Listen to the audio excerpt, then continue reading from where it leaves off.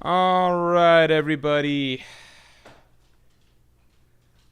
Let me just quickly upload this thing. We've got a really fun topic today. We're also going to look at the SPS. So I want to react quickly to the SPS stuff that came out. We got a new SPS. Let me just send this thing. All right. Tom, what's up, man? Nice to see you. We got a fun one. Here, let me show you guys. Yeah, I'm early. I'm not just on time. Let's not just say on time. Let's give full props. I am pretty early, as in I'm a minute early. Like this is pretty special. So let's all just bask in it. Virgil Hawkins says this late point thing really works, huh? Yeah, especially when it's getting down to the wire. I don't fucking want to do that shit. I don't want to do that. I don't want to do this stuff. I don't want to do any of the 150 and up penalties. I don't want to do them. So it's really you're gonna see me at the top of my game. At this point, if I'm late to another stream, if I'm late to any future streams going forward, then you know that I truly, genuinely, really fucking tried to be on time, and I still could not pull it off. So, just know that. Just know that. All right. There we go. All right, sent. Tom says, Morj, sorry about missing that DM. I'm sorry, I didn't respond to your DM. I'm sorry about that. Sorry about that. I'll respond to that right now. Wait, I guess I don't have to because you're here in stream. You said, you also, oh, I missed this part. You had another stream idea, tier list of power-ups / power-up moments. For instance, gear. Oh, shit, I think we've done that one. Have we done tier list of power-ups before? I think if we haven't, that's a cool stream list idea. I'll just make sure to if I want help with a tier list being made, Tom, I'll just give you a heads up beforehand. And if you don't have time, no worries, of course. Let's get the stream likes up to 50 real quick, just because I was on time. Potato Lover 273 says you will slip up. I will slip up eventually. But just know that like I tried my best. You know, from here on, you're getting my A game. I'm trying my best. Actually, this is probably my hard A- game. I think my A game will come up when we're at like 149, 148 points. That's when my A++ game will come up. That's when I'll be, planning every step of my day hours in advance. Down to the minute. Like, finish eating lunch by 3:57, 2:57 or something like that.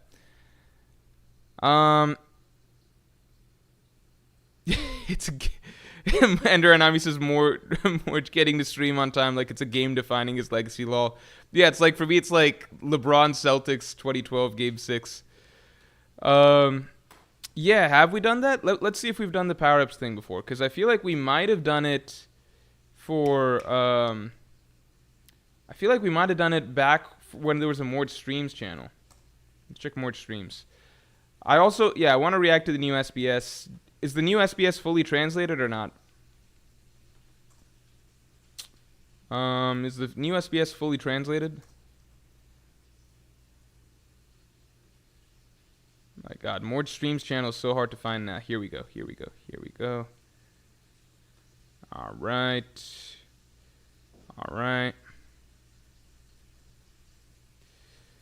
Power. Nope.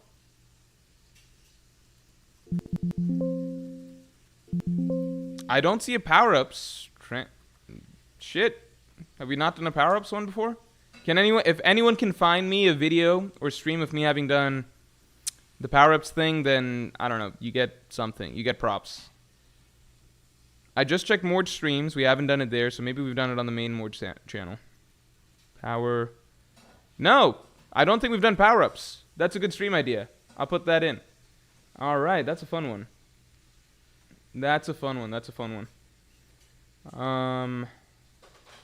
Here we go. Because we can do it either based on... I think you have to do it based on the impact it had when it first happened, right? Because, like, Gear Second, nowadays is just like, who gives a fuck? But for its time, Gear Second was crazy impactful, you know?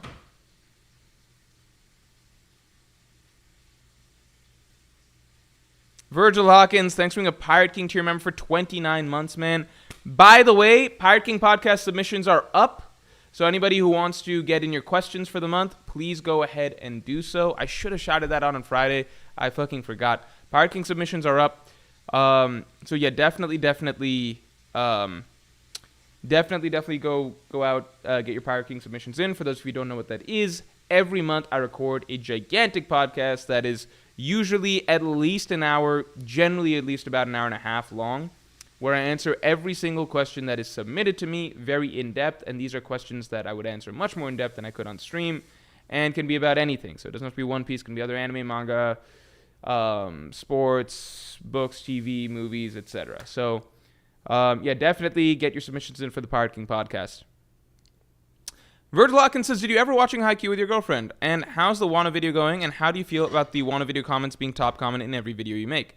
Haikyuu, no, I don't think I've even suggested Haikyuu. I don't know. I might. There have been some other animes suggested. I don't know. I could float that by later and see. It's about volleyball, so that's why I don't know if it's something that you would. Yeah. How's the Wano video going, and how do you feel about the Wano video comments being top comment in every video you make? I feel mentally ready to try and finish the Wano video this month. Partly because we're going to be moving to a bigger apartment, so the whole stream setup is going to become a lot nicer. So we're moving to another apartment pretty soon, and I would like to set things up so that the Wano video can come out during the move, so I don't have to worry about doing a video for that week, and like I can take kind of a 2-week break. And Wano video comments being the top comment in every video I make. So honestly speaking, it annoys me every single time, but it's for my own good, I think. It's complicated. It does annoy me every single time. I think it depends on the video, because like some videos when they're like, it does annoy me every single time, because like every single video, there is effort that goes into it. It's a full week of effort. It is all that. It is like annoying to put all that out there and then just the first comments basically being like about unrelated things. At the same time, I promised I would get it done. It is correct to hold me accountable to that over time. It can just be annoying, and I do wish that people had some degree of like at least nuance as to when maybe it is a good time or not a good time to say that. Like when I did the solving the mural video, right? Like that is a huge. Generally, every video is high effort, right? Every video is basically a video essay, but the mural video was like a shit ton of work.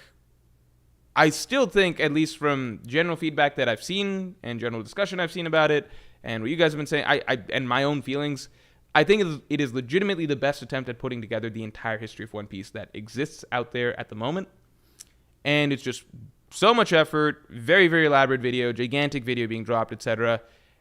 When things like that come out, it's kind of just like, it would be nice if you guys could enjoy that video for what it is instead of commenting about the Wano video. And over time for that video, the comments about the mural itself did overtake the Wano video comments. But in those moments, like, I know it's not the Wano video, but this is also similarly crazy high effort video. It would be nice if you guys it would be nice if you guys like responded to this video at the very least, instead of like at least for this one talking about the Wano video.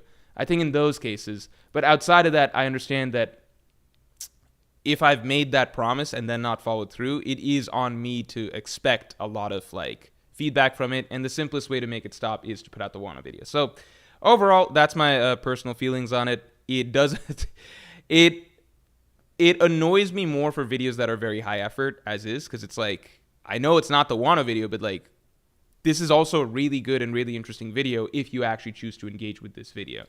So in cases like that, then I don't find it like endearingly annoying. Then I find it just like, maybe we turn this off for a second, right? I also never delete comments, so I could go around deleting comments for those things, but I don't, because it's just like, well, I don't want it. I feel like that's a slippery slope, because if you start deleting comments, then you can just start shielding yourself from any sort. Like, I don't think that's good. The only times I've ever had to delete comments are like if there's something specifically related to a sponsor, and that's because that's a contractual thing, basically. And then usually I do take the feedback and don't work with that sponsor again. And that's only ever happened like once or twice in the channel's history that I can think of. And that's not something I would do out of choice. That's more so just like, I know I fucked up. I will not work with them again. I do have to delete these comments. Otherwise, I get in further trouble, basically. PenPal1058, thanks for being a Pirate King to remember for 27 months. Hey, Morj, hope you're well. It's my boy Logan's birthday today. Can you say happy birthday? Happy birthday, Logan. And thanks for being a Pirate King to remember for so long. TomTom says it leads to drives engagement. I do believe it's good that it drives engagement, so I would agree with that. At the same time, you got to think about it from new viewers' perspectives as well. So if new viewers are joining in on the channel and like they're really enjoying the video that they're watching, it usually helps drive their engagement if the other comments that are there are talking about the video itself, right? So like if they go look at the comments and all about the Wano analysis, that's confusing.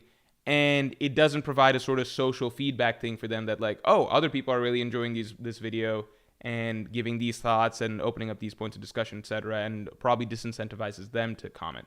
I don't know. I actually have genuinely not like looked at the exact metrics of it because the Wano video comments have been like a slow ramp over time. And it's not something I ultimately worry about because I'm just like, I will just, once I put out the Wano video, it should be over and done with basically. So it doesn't really matter. All right. Continuing on.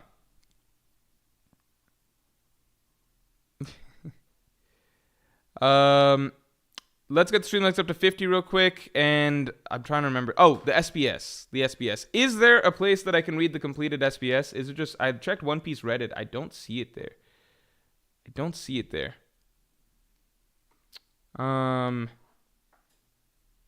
Shit. Where people, I know, I was seeing stuff on Twitter, but I don't see it here.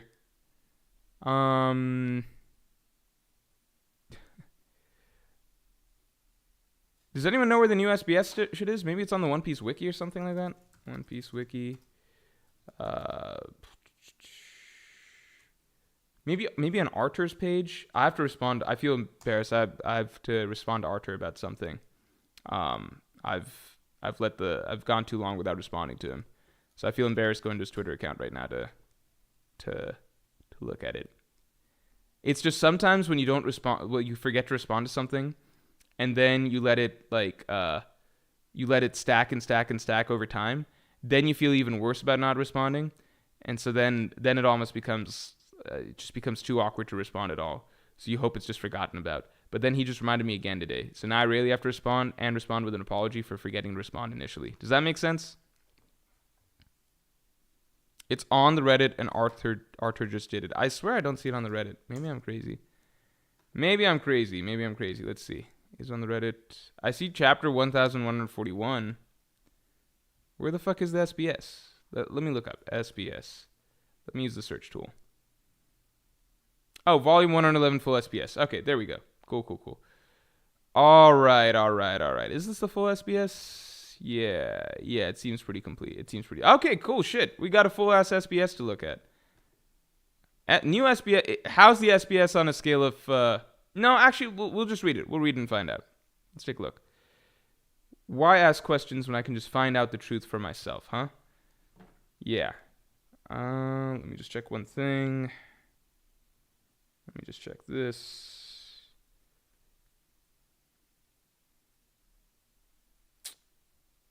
Let me upload something for editor. Hold on.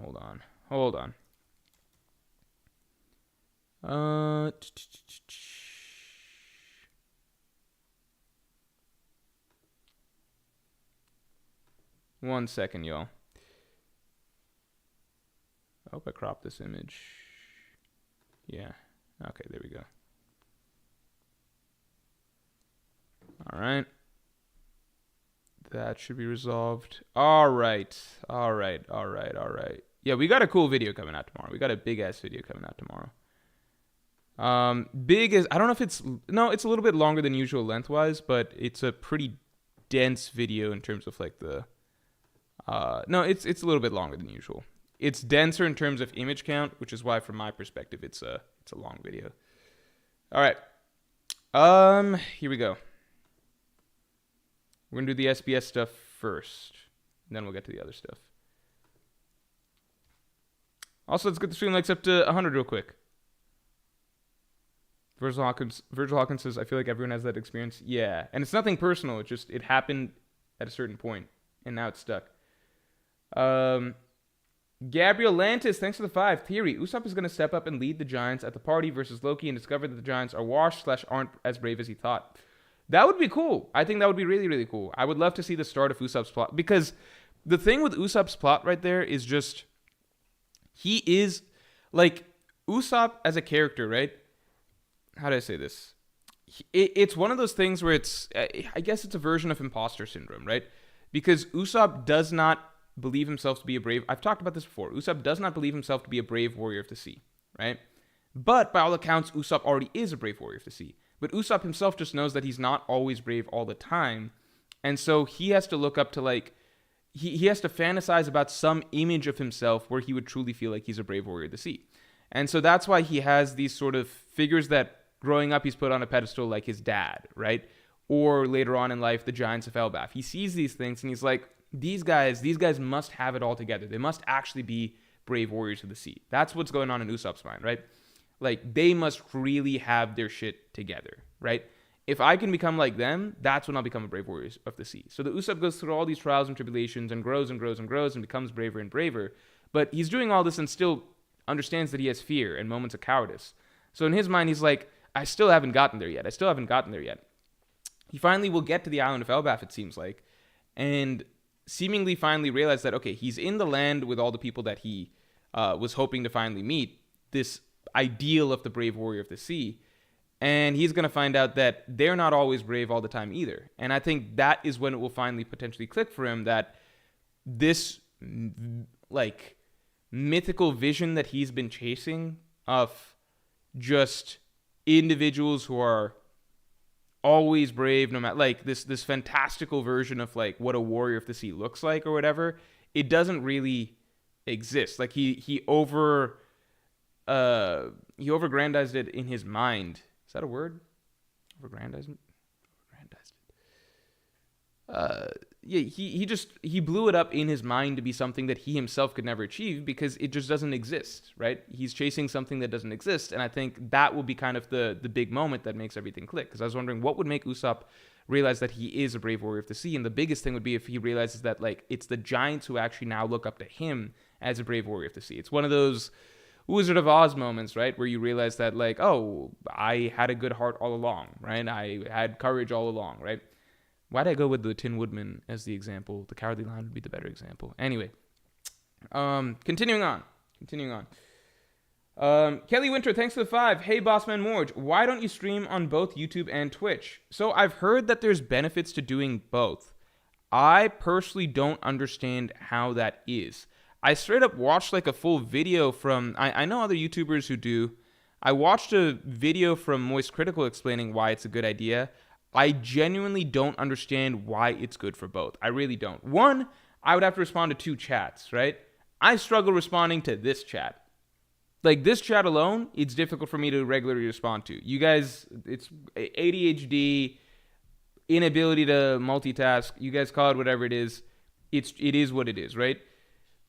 What are the benefits? I truly don't understand. I watched this video from Moist Critical explaining why it's good to do both. At the same time, Moist Critical is such a huge channel that I don't know if, like, the experiments that he runs, like, with the size that he's reached, I don't know if the experiments that he runs are the same as how things would play out for the average person. At the same time, I do know that other YouTube, like King of Lightning, I'm pretty sure streams to both YouTube and Twitch. I just don't get how it would be better, because I know that it's common if a stream is doing good numbers that makes you want to also hop in that stream, right? If you're dividing things between YouTube and Twitch, then it's going to show you lower numbers on YouTube, lower numbers on Twitch. Maybe that makes fewer people want to jump into either stream on either platform. And on top of that, like, just the chat engagement, like the way that chat talks to one another, isn't that more fun when everyone's in the same boat? You know, like some people will be talking about some stuff in this platform. Some people talking about some stuff on that platform. Doesn't that kind of throw off the vibe? You know, it's like a party that's taking place in two totally different separate rooms with, you know, I don't know. That's just been my thought about it. Tom, thanks for being a Yonko tier member for 29 months, man. And again, sorry about the missed response. In your Morjcast, you posited that Emu has some way to amplify Devil Fruit abilities, Memory Fruit. What if that is Uranus? The big laser is Emu's amplified attack.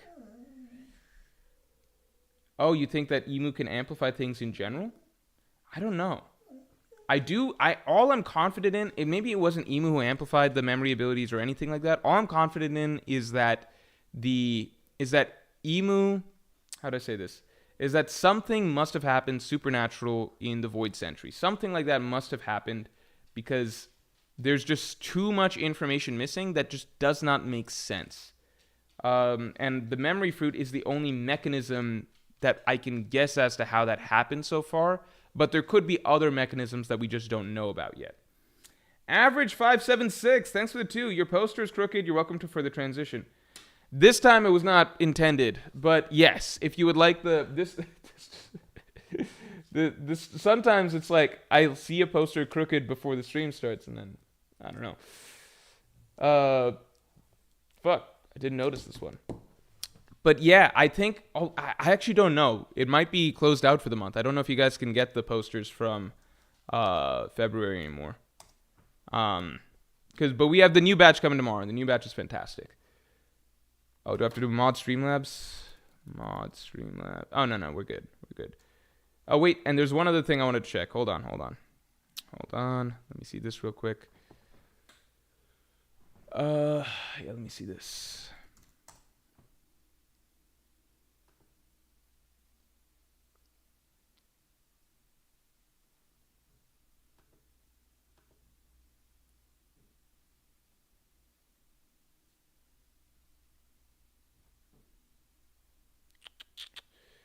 Yeah, okay, there's some... What are the commands? The commands, here we go. All right, let me try this. Okay, you guys tell me what looks better. This or this. So we're going to get two things that happen now. All right, so let's wait for the commands to come out. Okay, so that's one version of the penalties, all right? This is another version of the penalties.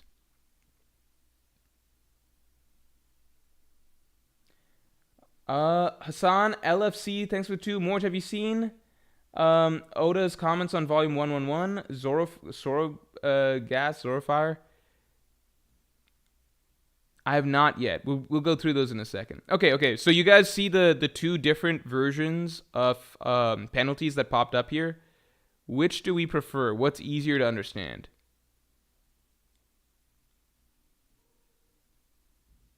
Oh, the other one, the second one comes out of order.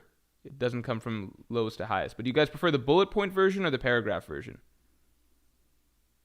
There's no voting. This is just for show. This is just so that people can quickly see what the penalties are. Right now, we're at 142 points, I believe. Second looks better? Okay, we'll do the second. And I'll ask to change the order, because the order should go from lowest to highest. So I'll just make a quick note. All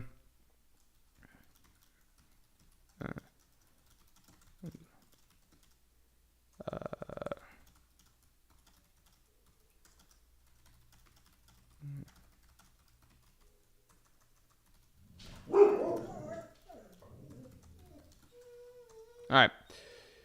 Good stuff. Okay, let's react to the SBS.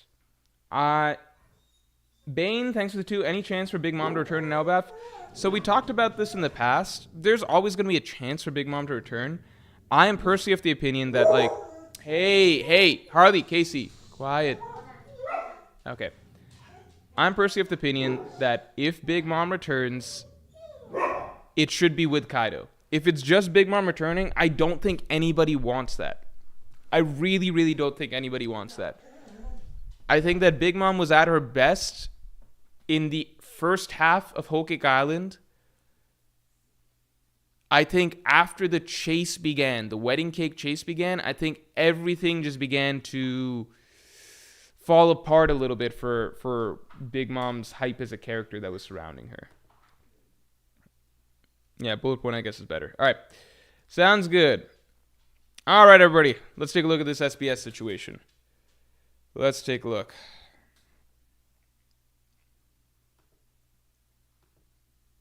All right. I think this is the first question. All right. I want to know how Kid managed to steal Big Mom's poneglyph. I already read this one. So this came across my Twitter feed. Oh, your mistake in Japanese is so cute. You're writing from France, right? Yeah, so Snack was the one. He attacked one of Big Mom's warships, defeated the officers, Commander Snack on board. He got the copy of the road poneglyph in exchange for sparing Snack. That's it. So this may have been... Do you guys think this is what happened in...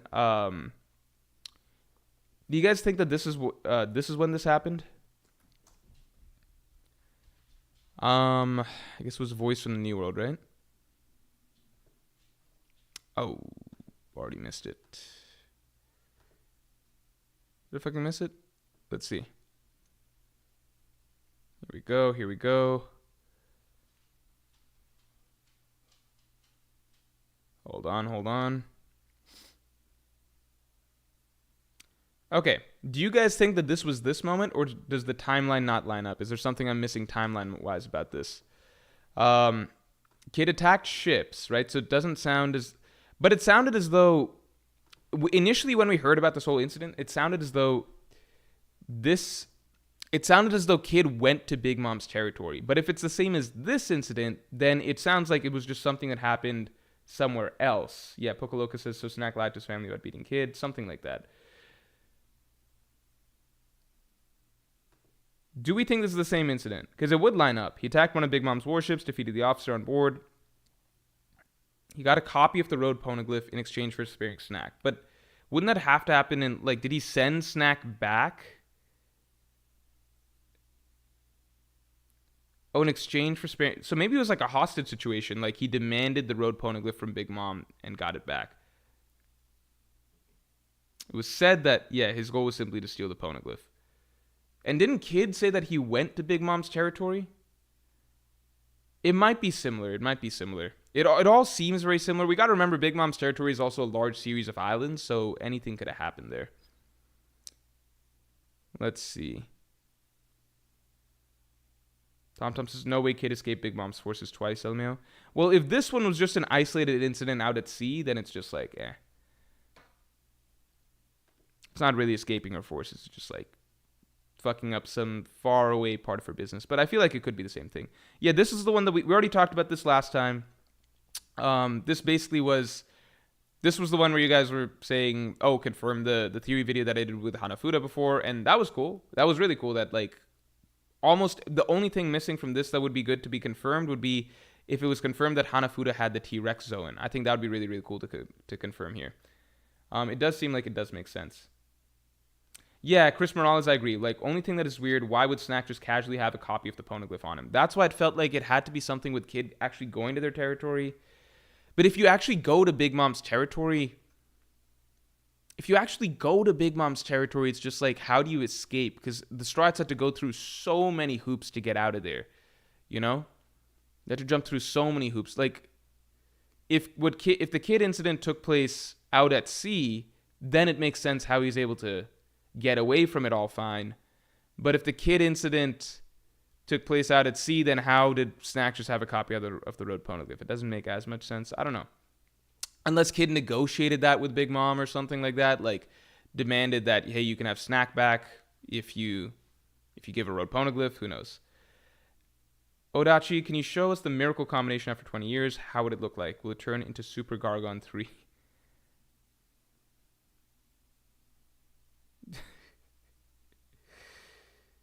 What? All right.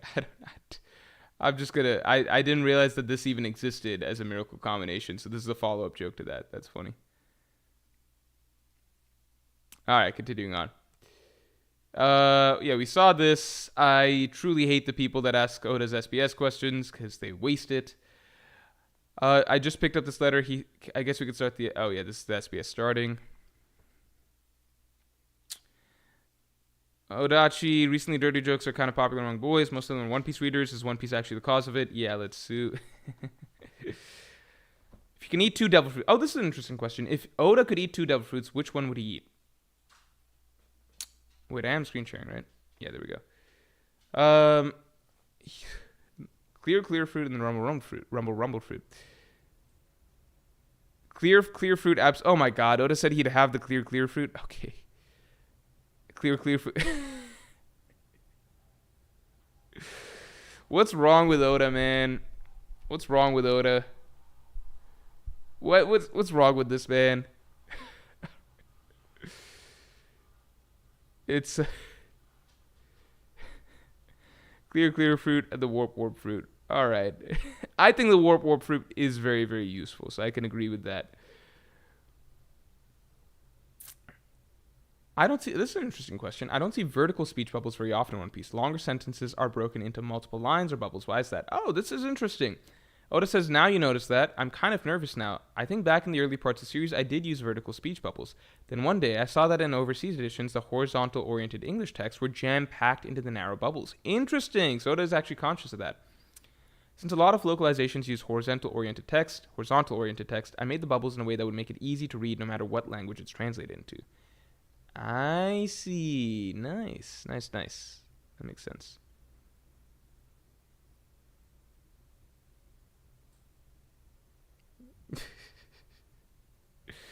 Oh, that place sounds cute, right? Please use it. Okay, this is... Continuing on. Shaka said that when Zoan devil fruit users awaken their abilities, it often leads to their nature being completely taken over. So the jailer beast and Nipple Down were also originally humans who got taken over by the fruits. Yes, Lucci are at risk. Interesting. So they're probably like poorly awakened Zoan users, right? So that's why their abilities look the way that they do. They don't have the clouds. And they're just basically mindless beasts. That's also why Nika takes over Luffy to that extent. I like that. I like that this stuff is... they're failed awakened Zoan users. I like that. This explains canonically, right, why Luffy acts the way that he does, right? Also, let's get the stream likes up to 100 real quick. If Luffy had 6 satellites of like Vegapunk, how would they look like? I saw this one on Twitter. I thought it's, it's funny. It does make sense. How does Shanks roll up his sleeve when he's missing one arm?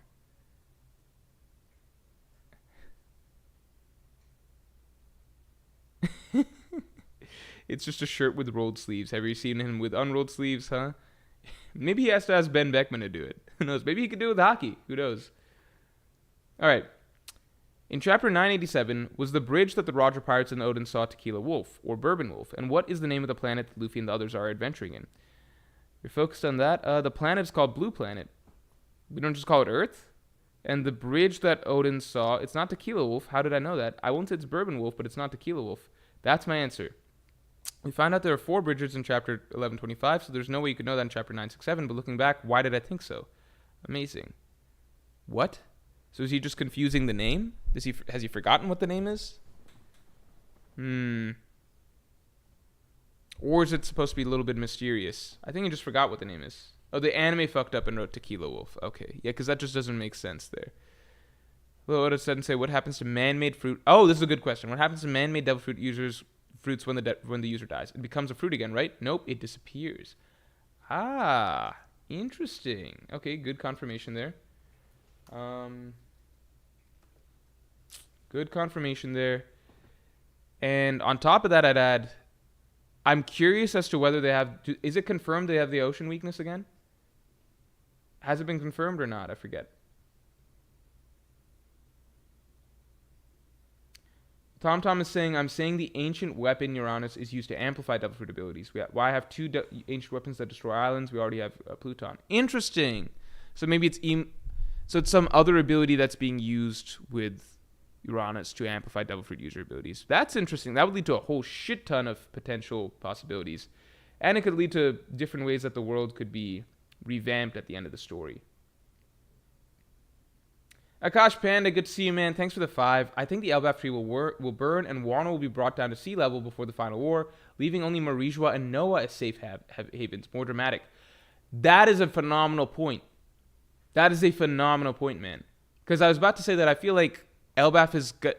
Because sometime back I did that video dropping like why Noah, like likely we will see everyone have to gather on Noah at the end of the day to survive this, right? Then as Elbaf started, the Elbaf arc started progressing, it was like, okay, maybe Elbaf also becomes a base, kind of. And then there's other things like Water 7. I was like, maybe there will be several bases that pretty much will be safe as the story progresses. And Elbaf will be like the final one of them. But I think you're right now with all the talk of Elbaf potentially burning, that Elbaf may be like one of the last big ones to go before it's just like, okay, now everyone's only shot for survival is Noah. I think that's definitely possible. They also drown and lose their powers. Interesting. So it really is recreating the magic of them. Is there an name for a celestial dragon hairstyle that looks like a banana? You call it a banana, that surprised me. It's called Noble Opener. Since it looked like a wine opener, it's easy to remember. Did you all open it? Okay. Continuing on. I did Sanji's Diablo Jambi while spinning around, and then all my friends started ignoring me. What did I do wrong? I said that's the society we live in. I think that's funny. I saw this talked about that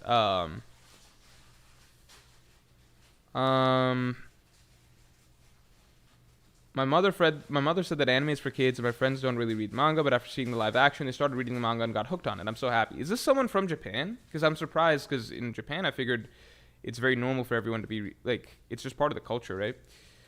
Oda Sensei, you're really different from the average person. What devil fruit did you eat that you can also be involved in the live action while still drawing the manga? Alright, this is a super happy postcard. Oh, they're from overseas. That makes sense. But here we are. That makes sense. Your mother said anime is for kids, did she? It's common that in foreign countries, the adults generally don't seem to read manga or watch anime. Yeah, it's really just a Japan culture thing. In Japan, it used to be like that too. It would be amazing if there's a universal magazine where anyone can enjoy manga series. Regardless of age, it really motivates me. That's a fucking cool idea. If, like, because Japan has such a cool culture with, like, manga being such a prominent thing where everyone can share the same stories and it's in comic format. It'd be really cool if, like, all countries could slowly get to that point of where it's in that realm of popularity. That's really cool. Yeah, it's someone outside of Japan. I just read that part. I think that's a really, really cool thought.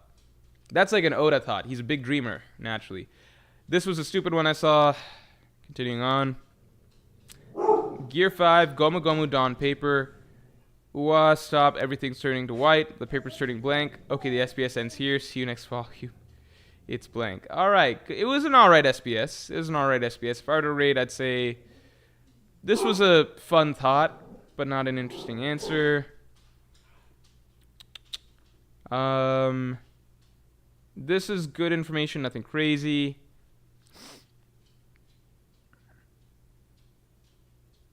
Good clarification here. How does Shanks roll up his sleeve when he's missing one arm? Silly question. This is a good clarification, I think. I thought this was an interesting question about the speech bubbles. Something I would not have ever thought about. And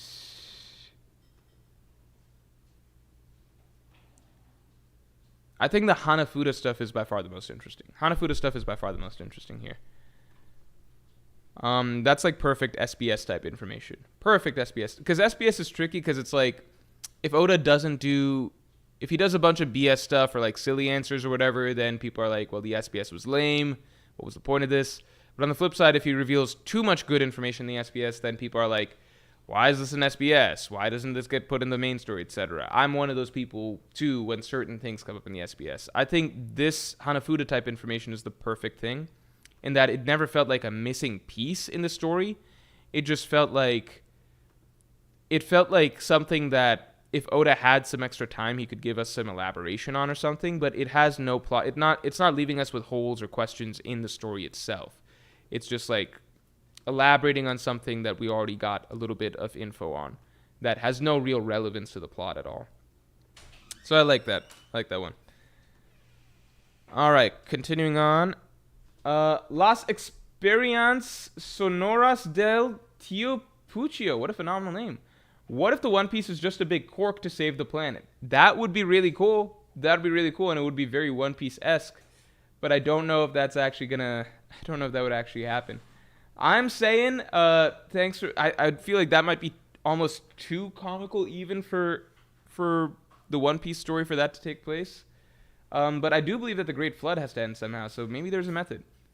I'm saying, thanks for being a Pirate King tier member for 14 months. Honestly starting to worry about the One Piece ending, because it seems like no shonen can have a good ending. That's not true. Attack on Titan, Jujutsu Kaisen, Naruto, Bleach, My Hero, Demon Slayer, Hunter x Hunter will never end. Morj, I'm scared, bro. Full Metal has a good ending. I've heard Haikyuu has a good ending. Chainsaw Man Part 1 had a good ending.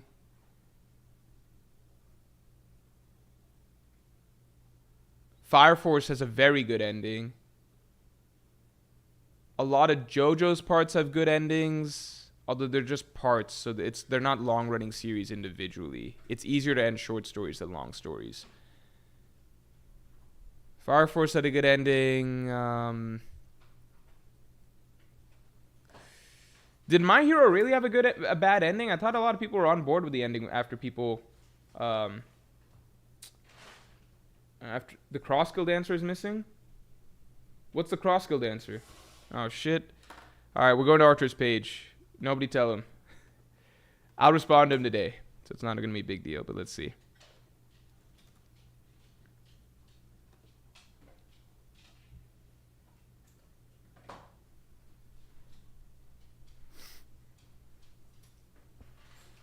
Let me pull up the Cross Guild answer.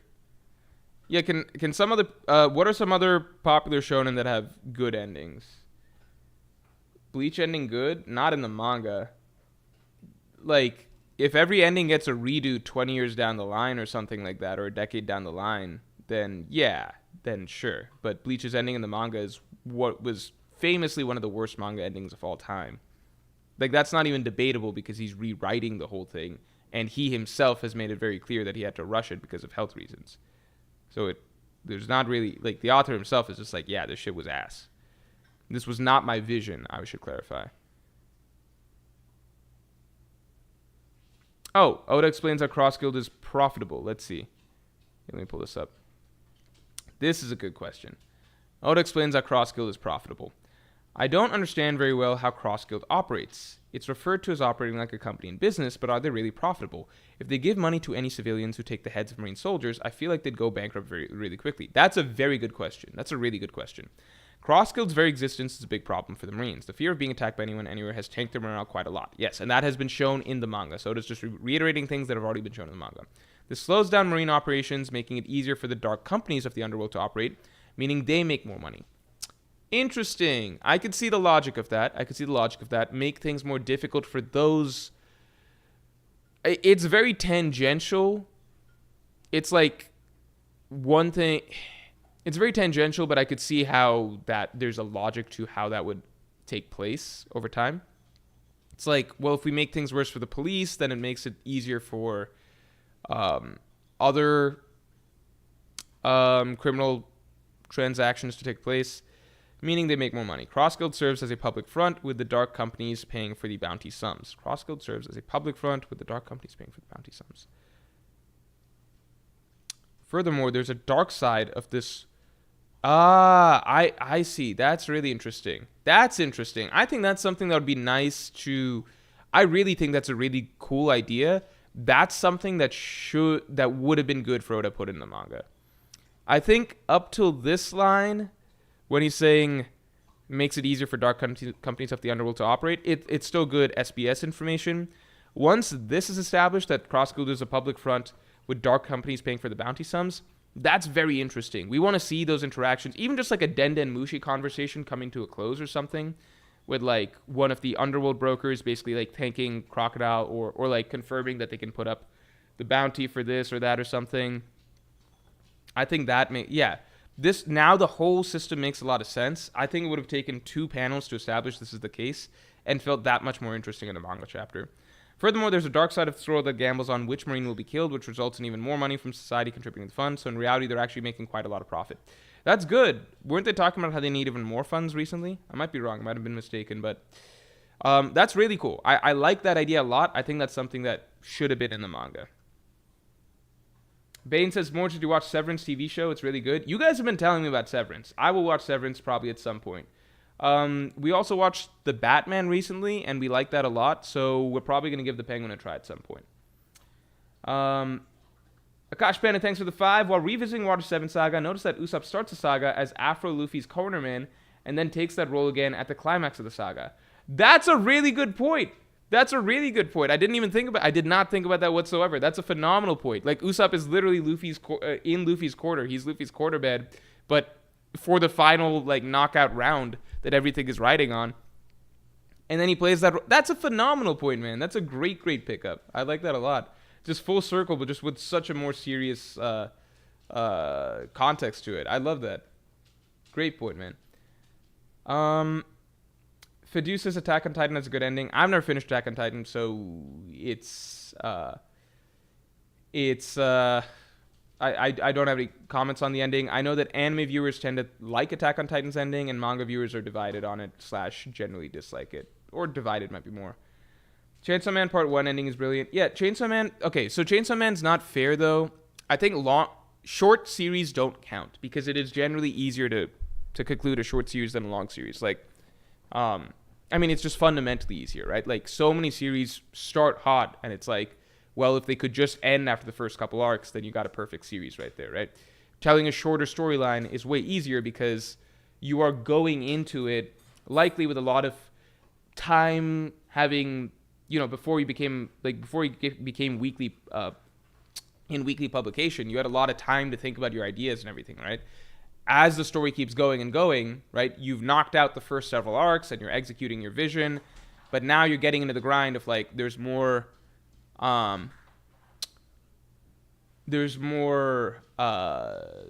business things to take care of. The grind starts to weigh on you, and you're not getting, like, extended breaks to just sit there and think for like a month about, like, what you're doing with the future of the story, right? You kind of have to go, and it just, at a certain point, your writing's gonna likely fall off, or you're gonna lose threads, or you're gonna have difficulty figuring out the right ending, yada yada. So I think we can't count Chainsaw Man Part 1, even though I did initially mention it. Can't count JoJo's parts because they're ultimately just short form stories. Like, they're shorter stories. Like, they reach about 100 chapters or so. Same with Chainsaw Man Part 1. If Chainsaw Man as a whole concludes well, then that's a different conversation. But it's the same way I don't count, like, Fire Punch having... Like, Fire Punch has a phenomenal ending. Probably my favorite ending in any series. But, like, it's very short. So he went into it knowing the whole story from beginning to end. And it's, like, there's not that much to execute. Long-running series, right? Like Full Metal Alchemist length and up, right? Or around that time. Do people actually think My Hero ending was bad, or just... I thought people thought it was, like, fine. Or, like, no, I thought people thought it was really bad, and then it got the additional chapter, and that turned people's opinions around it somewhat. Dragon Ball Z has a good ending, says Zayed Warsama. Dragon Ball Z is also not a good example because Dragon Ball Z's plot has no continuity, right? So Dragon Ball Z essentially turns into a larger format of Monster of the Week, right? So what we're really talking about are stories that have a building plot over time, right? Dragon Ball Z, the only time it really had some sort of extended plot, I guess you could say between Piccolo to Piccolo Jr., right?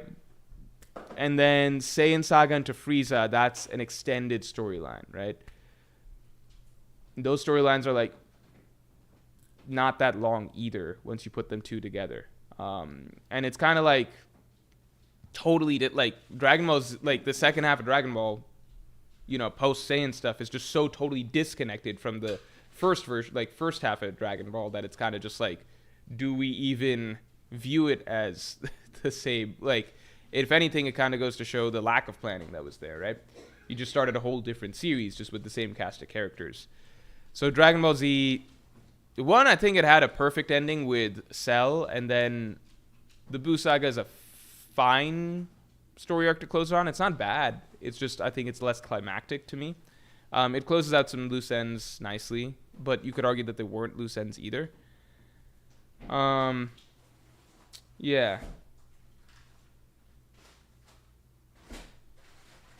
Gabriel Lantis, thanks for 2 SPS tier list win. I actually low-key thought about doing that for a second, and then I was like, that's too boring. It's too boring. Because I'd have to go through and read every SPS, and then we'd rank it based on that, and it's just like, that's too much of a pain in the ass. Tom, thanks for the 5. Emu is able to force awakenings. The Gorses, Kakus, and Lucci's Black Clouds means that they were forcefully awakened. White Clouds means natural. Interesting idea, man. That is very possible. The one thing I'd say to that is, like, it could also just be like Oda doing some symbolic shit where it's just like bad guys will have black clouds for the things and good guys will have white clouds.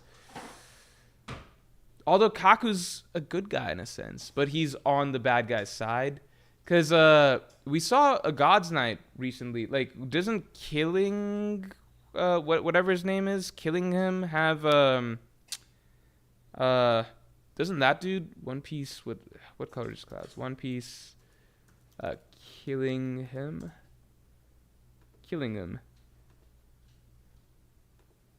Yeah, he seems to have white clouds. I mean, maybe he wasn't forced by Emu, but then was the Cerberus fruit forced by Emu? Maybe. Yeah, I might watch Severance. We also want to watch the Penguin. We'll see. Mob Psycho ending was great, says the sketch artist. I agree. I would count Mob Psycho towards a shorter series. I have my thoughts on Mob Psycho's ending being that, like, 1 second.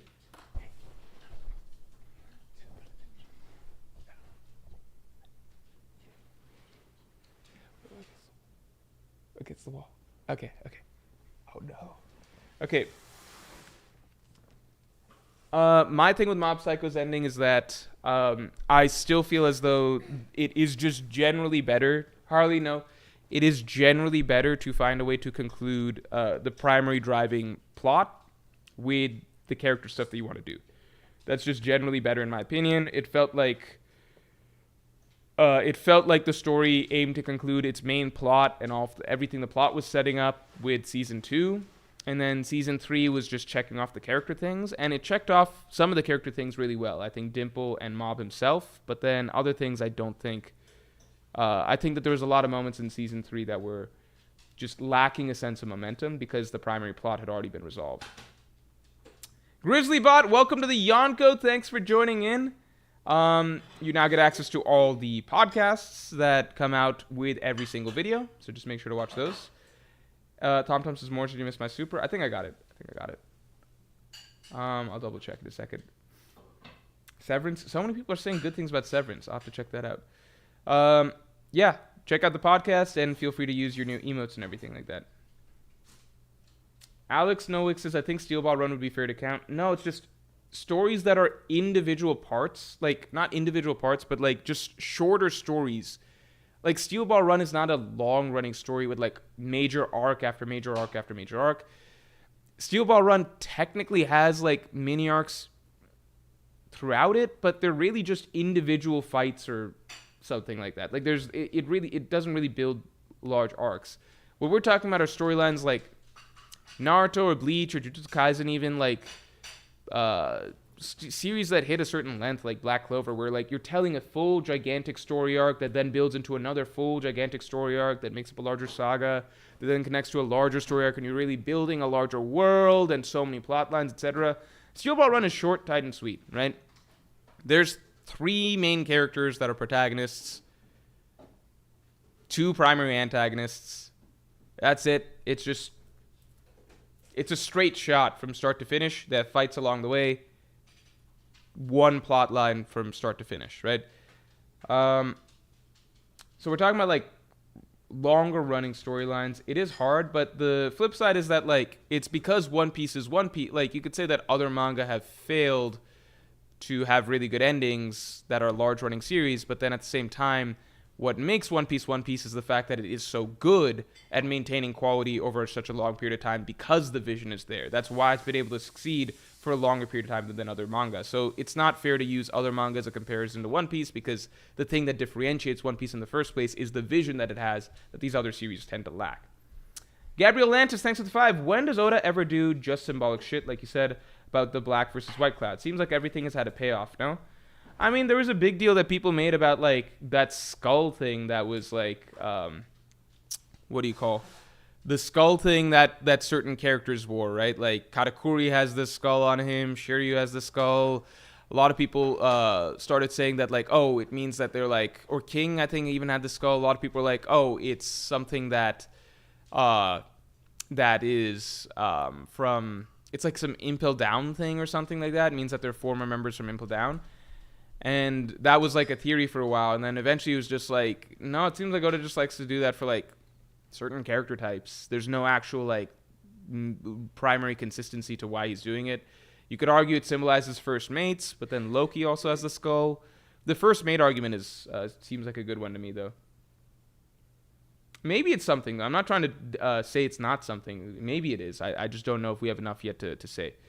Tom, thanks for the 5. The jailer guards were awakened by bastardized method developed from the research on Uranus. Blackbeard steals Uranus to buff up crew.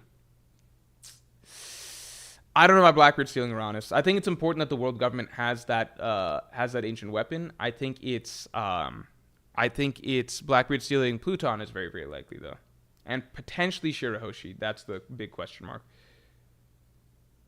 I do think Blackbeard will have a stronger crew at the end of the story, and that's all I'll say. Duck Nguyen, thanks a lot for the 6, and thanks for the very kind comment. You care about One Piece so much that you go to lengths to stand up to what you believe in, even if critical. It would be much easier going with the mainstream. Thank you, man. I do think it would be a lot easier to just not say the things that I think about the series, but I do think One Piece is, like, it's my favorite story. It's the best long-running story that I've ever read. That's why I am going to treat it like that. And then if you disagree with my critiques or criticisms, that's totally fine.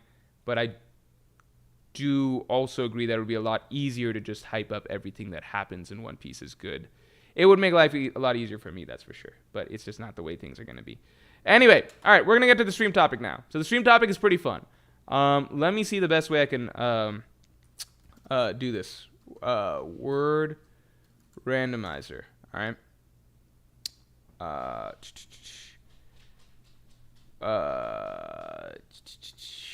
Randomizer. List randomizer. Okay.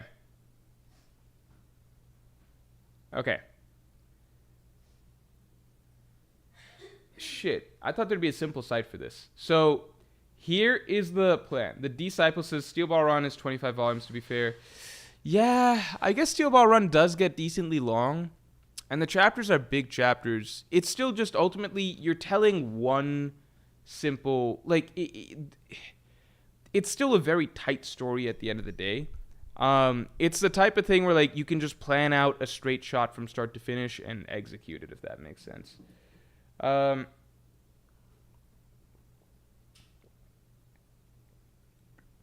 Like, Steel Ball Run doesn't have individual arcs, like, for example, Jujutsu Kaisen has the Shibuya incident. It then has the Culling games. It has, like, individual storylines that in and of itself are, like, giant storylines with a lot of moving parts to plan, right? Steel Ball Run is very, very, very, very focused and very, very short relative to those, in my opinion. All right. I don't know. Steel Ball Run's tricky. It's tricky. Maybe that's an exception. Maybe I'm drawing a line where I don't need to be drawing a line. Okay. Is there a site? I think I found a site, but is there a site that you guys know of that I can enter in a bunch of different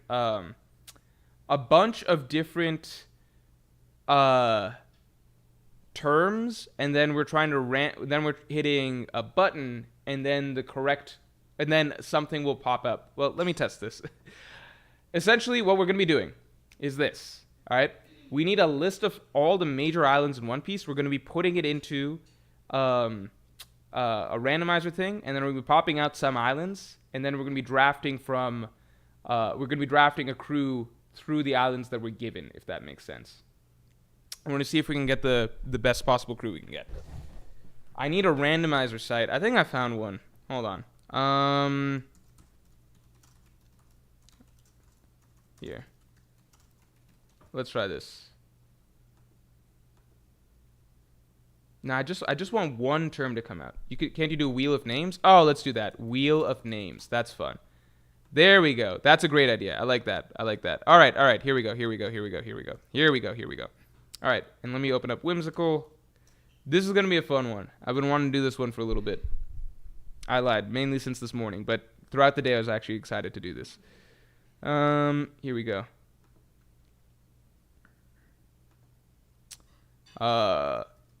Yonko crew from Islands. Spinning wheel, I agree. Great idea, guys. All right. So here is the general concept. Let me screen share. Here's the general concept. All right. So the concept was born from the simple fact that Loki is very strong. I think that throughout One Piece, a recurring truth of One Piece has been that we go to these islands and everyone at the islands sucks ass, right? Like, you go to fucking Alabasta, it's like, I'm Pell, I'm the strongest guardian spirit of Alabasta, and it's like, he loses in 5 seconds to Robin, right? It's just a recurring thing, right? You never go to an island and you feel like, shit'll be handled without the Straw Hats. Because if shit could be handled without the Straw Hats, then the story wouldn't exist. There would be no plot, right? Once in a blue moon, we would get somebody like Wiper, but there's not just Wipers growing on trees. More likely, we're showing up to an island, and it's like Fishman Island, and it's like, wow, the strongest fucking fishman in the world is like Fukaboshi or some shit. Jinbei, I guess you could count, but Jinbei is like his own whole entity, if that makes sense. Like, Jinbei technically is part of the Big Mom Pirate. Whatever, you get what I'm saying? Like, there's not that much. It's slim pickings from most islands, right? As we got further in the story, I will say that things did begin to tick up. Because, like, Dressrosa was like, okay, Kyros isn't half bad. Inuarashi, Nekomamushi were very impressive for the time. And there was a legitimate argument that Inuarashi and Nekomamushi... There was a legitimate argument you could make that Inuarashi and Nekomamushi, especially in Sulong forms, either of them individually, may have been able to take Luffy at that point in time, just based on Luffy's Gear 4 time limits and things like that. There's a legitimate argument that Inuarashi and Nekomamushi, when he met him, because they were basically equal to a Yonko third commander at that point in time. It kind of depends on how you view Jack versus Cracker and things like that, right? But they were actually around there. Then we got to Wano, and Wano, not bad. You had like Ashura Doji. You had like Odin was the big shining star of Wano, right? So Odin was the saving grace of Wano, right? Yamato, if you counter, really she's like a Kaido import, like Kaido brought her there, but we can counter for Wano. But yeah, Odin was the saving grace of Wano, and now we get to Elbaf, and it's like, damn, they have Loki, and Loki's a huge deal. It looks like, and King Harold sounds like he was potentially comparable or something. Pokelocus says almost every island has one strong dude. I think that's because, so like, it's become more frequent in post-time skip. Since post-time skip, I think every island has a character that is... I think Dressrosa was still disappointing, because as much as Kyros was built up as this like 1,000-win Coliseum fighter, you look at Kyros and it's like, he's not even like, he wouldn't even be Monster Trio level, I don't think. And I think if you compare, like, Odin, obviously, he would be, like, he's somewhere, like, towards the higher end of the One Piece spectrum, if that makes sense. Like, Inuarashi, Nekomamushi, at least in Sulong forms, were third commander level, right? So they're not far off from however strong you think Luffy was at that point in time. Like, they were pretty damn close, right? They would give Luffy a very difficult fight if either of them were in Sulong forms at the time of Zou. It depends on how you think Luffy versus Jack would go, essentially. And based on Luffy versus Cracker, I think Luffy it would be a high difficulty fight, no matter what you think of Jack, right? And then obviously we get to Elbaf, and it's like, Loki, we don't know how... We still would assume that Luffy's stronger than Loki, but how much? We don't know. Oof says Kyros is undefeated. Yeah, I would too if I fought bums. Yeah, they hyped up the Korta Coliseum so much. It's like, we're having the craziest tournament ever. All the strongest fighters from across the New World are arriving. And it's like, fucking Ideo shows up. It's like, oh my god, the Triple X boxing champion of the New World, Ideo, is here. It's like... Man, go back to paradise, man. You don't belong in the new world. Like, oh, it was fucking Blue Gilly. Once Sabo showed up, I think that was when it happened. When some shit started happening. Once you got Sabo and like Blackbeard pirates and stuff showing up, then it's interesting. You know, then it's like, oh shit, we got a situation here. At that point, it's like Doflamingo made a bit off more than he could chew. But in general, the early phases of the Corda Coliseum, yeah. In the initial batch of Corda Coliseum fighters, outside of Luffy, it was just Jesus Burgess as like a legitimate threat. Akash Pettis is Morj, strongest fighters who have nothing better to do. Yeah, that's the problem, which is that the fruit in itself, right? Like the fruit in itself is it's how much do you value or need or want a strong devil fruit, right? So a lot of the strongest characters in the New World, they're not going to make the trip just to pick up the Marimar no Mi. So it's like, it's going to be appealing to characters who would find something like that appealing to them. So Hadruden thinks it's a big deal. Someone like Shanks is not going to think it's a big deal. No one from Shanks' crew is going to give a shit about it, right? No, Blackbeard or Kaido's crew is stacked. So they're stacked with their Devil Fruit users. Big Mom's crew is stacked with their Devil Fruit users. They don't need it. Blackbeard's pirates, they're the ones that are going to show up there. So it made sense at the end of the day. Sabo only entered for sentimental reasons. Don't know if Doflamingo saw that coming. Anyway, here's the general concept, okay? So, since we got Loki, I began to think, like, okay, maybe we could actually make a decent Yonko caliber crew. But the additional element is rules, okay? We are trying to get to One Piece. So we need to try to be able to get to the One Piece, okay? So to get to the One Piece, there's some additional things. It's not just about strength, right? To get to the One Piece, you're really in for a whole shit ton of stuff. So we're going to make a 10-man crew. So one captain. I think we're going to do 3 commanders. And then we need one captain. Yeah, we're making a crew.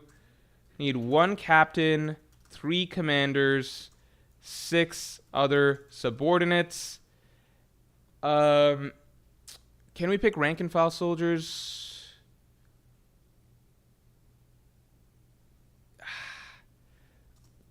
Foot soldiers. I don't know about foot soldiers. Should we include foot soldiers? Yeah, we can do foot soldiers. Foot soldiers. Let's say that. Every Yonko crew needs that at the end of the day. Some degree of foot soldiers, right? 1 captain, 3 commanders, 6 subordinates, 6 other subordinates, and foot soldiers. We also need, we need 1 doctor, 1 navigator.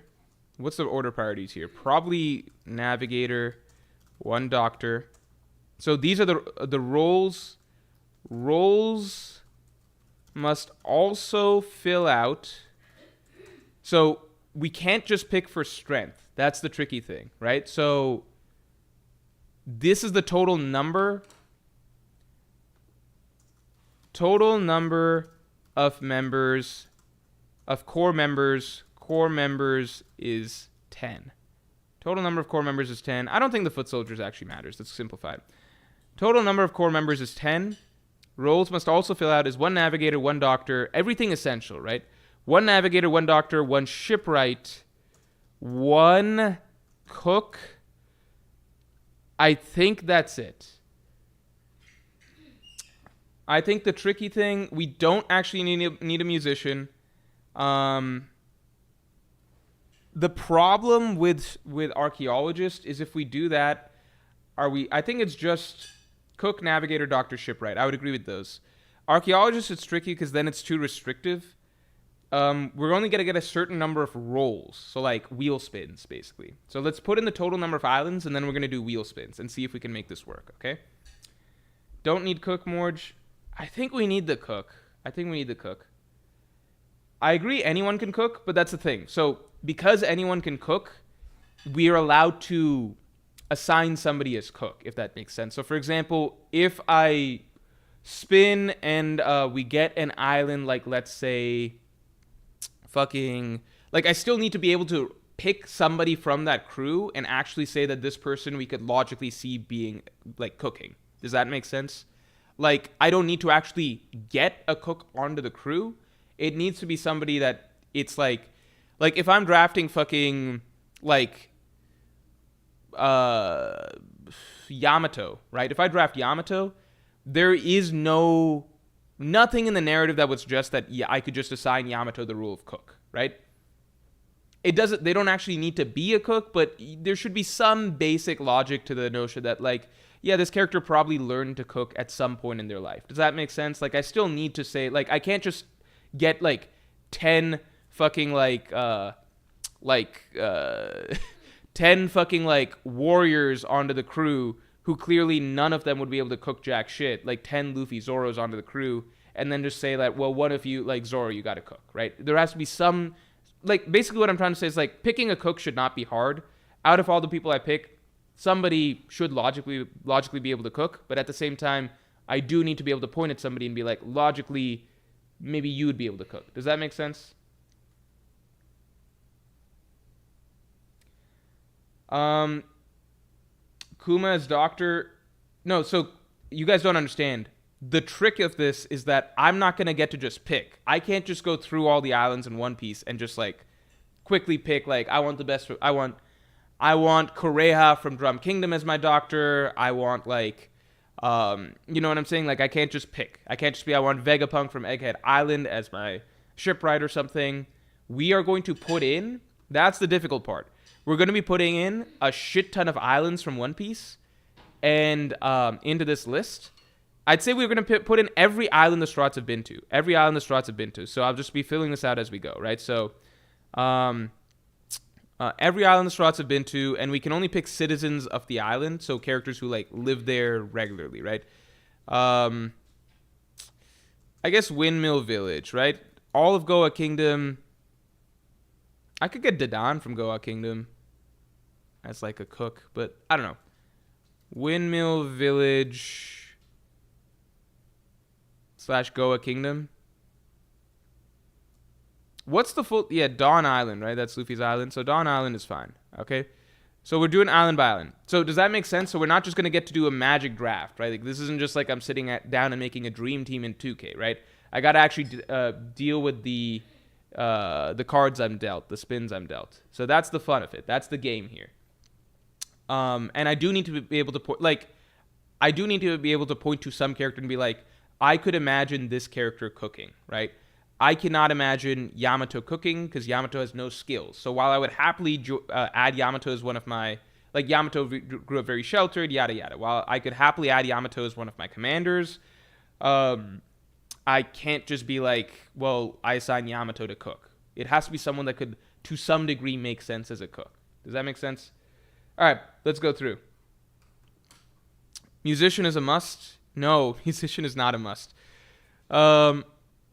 Also, interestingly enough, because... Nah, actually, I'll leave this out of it. Okay, Dawn Island. Let's just go through. Dawn Island, Shellstown, Orange Town, Kokoyashi... Oh, no, Syrup Village... Baratier. I don't think Baratier doesn't count as an island. Baratier doesn't count as an island. Kokoyashi Village. Logtown. I'm allowed to draft characters that wouldn't be pirates, if that makes sense. So, can I draft Smoker from Logtown? I think I should be allowed to draft Smoker from Logtown. No, but I can't just draft every Straw Hat from the island that they're from. Like, I can't just be like Chopper from Drum Kingdom. So it has to be characters who are not Straw Hats, right? So that's a rule as well. I get a limited number of roles, right? So cannot draft characters who have left the island or are on the Straw Hats.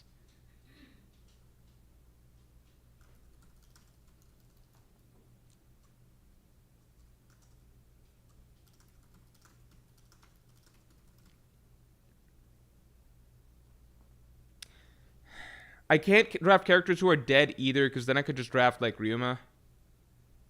If we got Wano. Or are dead. We'll make the rules a bit more clear as we go. Loketown. Shit, but then if I get Loketown, I'm just fucked, right? Because I just lose. I just lose. Well, I get some mulligans. I think I should get some mulligans. Loketown. Nice stream idea. I'm glad you guys... I think this will be a very fun stream idea. I want to do more of these type of streams going forward. Because I did start to feel like maybe we were getting a little bit too into the rankings and tier lists of things. I think these type of streams are fun. Loketown. Whiskey Peak. Whiskey Peak. Little Garden. Fuck, but Little Garden has nobody now, right? Island of Rare Animals. I'm sorry, I did forget that, even though you guys are spamming that. My bad.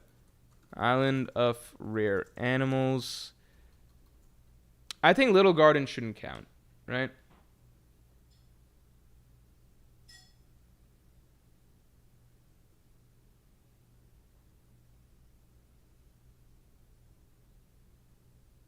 Yeah, just add Baratie for the fun factor. You're right. Why make a boring rule? Okay. Let's just be a little bit lenient. I'm going to say no dead characters. Because ultimately we want this to be fun, right? Because like a lot of these islands just have nobody, right? So we'll try and make it a little fun. Like Shellstown, there's nobody to draft from there anymore, right? There's just Axa and Morgan. So we want to be able to draft somebody from any island. So Dawn Island can stay because you've got characters like Dadan or Whoops. Like, you got named characters. Island of Rare Animals. Sure, we'll keep Gaimon there. Syrup Village, we got a doctor there, so that's like a reasonable pick. Kokoyashi Village.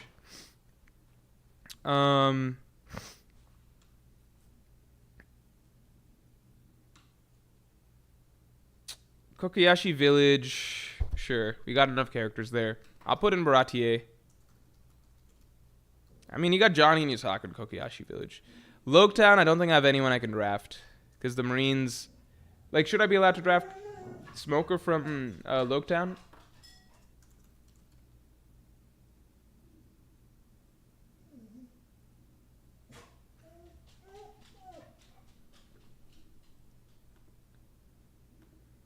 Oh, wait. Dory and Brogy have not left the island permanently, so they can still count for Little Garden. They just left to get restocked on supplies, is what they said, if I remember correctly.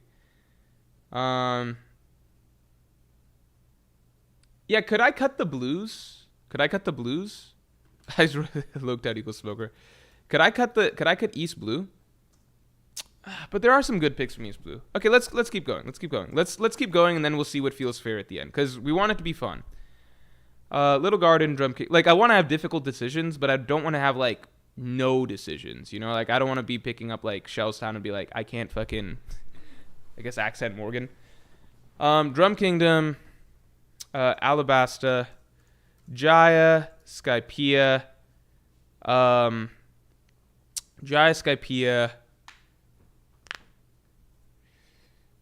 Water 7, Ennis Lobby, yeah. Do we count Ennis Lobby? Like, am I allowed to draft, like, CP9 agents, like Lucci? No, I think that's not really the point, right? It's more so, like, the citizens of the nations that the Straughts have been to. So, Water 7, I'm not going to put Thriller Bark either. I guess I should put Thriller Bark. Let's keep going. Let's keep going and then see if we need to flesh it out a bit more. All right, you guys remind me if we should put Thriller Bark later. We'll decide later. So Water 7. Moving on. Saboti. Archipelago. Saboti Archipelago. Fishman Island. Punk Hazard I don't think counts. Dressrosa. Zoe. Whole Cake Island? Now that Big Mom's not there? I don't know about Whole Cake. Vegapunk's dead, but Lilith's alive. This is a difficult rule. I'm going to put Elbaf. Oh, Amazon Lily, I forgot. I cannot draft characters with... But I feel like I should be able to draft Vegapunk. If I get Egghead.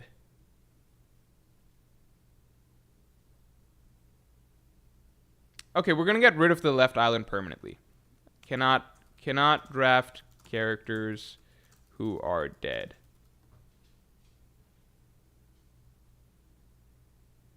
Okay. And yeah, let's get into the ones from the Straw Hats separation. Can you guys rattle off the separation islands for me real quick? We've got... I'm not going to remember them the best by name. Torino Kingdom. Why am I starting with him? Mihawk's is Kurigana, right? Kurigana Island. Witheria. Kurigana Island, Witheria. Kamabaka Kingdom. Boyne Archipelago. Just keeping it in order for me to remember. Torino Kingdom. I'm not going to count Tequila Wolf. There's just no one there. Torino Kingdom, it's just birds, so I can't really draft anyone from there. Boyne Archipelago, I have to draft Heracles. Kamabaka Kingdom. That's covered. Frankie's Island has no one I can draft either. I could technically draft...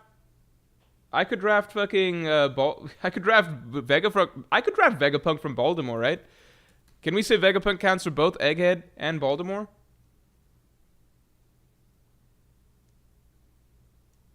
Namakura Island doesn't have anyone I can draft, right? They have doctors in Torino Kingdom, but they don't have any named characters. Like, who am I drafting from there?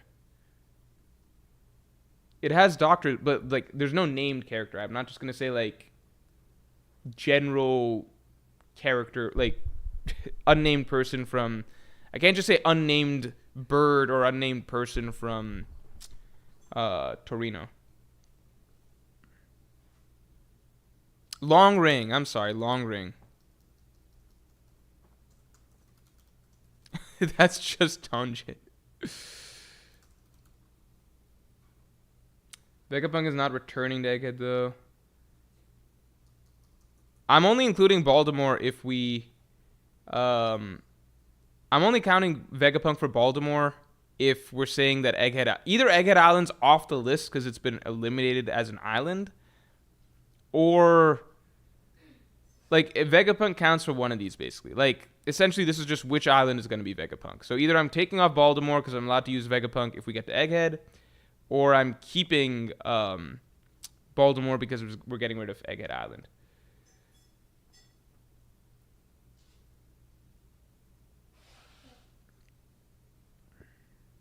So I've got a couple supers here. Let me catch these. Also, let's get the stream likes up to 100 real quick. We'll start it when we get to 100. The Black Blur, thanks for the 10. Morj bit off the top. We know that post-time skip mirrors pre-time skip. Yeah, I think to a degree. Is it fair to say that Elbaf is a mirror to Impel Down? Your Blackbeard theory even makes even more sense due to him showing up at the end to gain power. Blackbeard did show up at the end of Impel Down to gain power. I have never thought about Elbaf as a mirror to Impel Down. Not once did I ever consider that. It is interesting. Giant tree traveling way up high versus Impel Down, which is going way down low.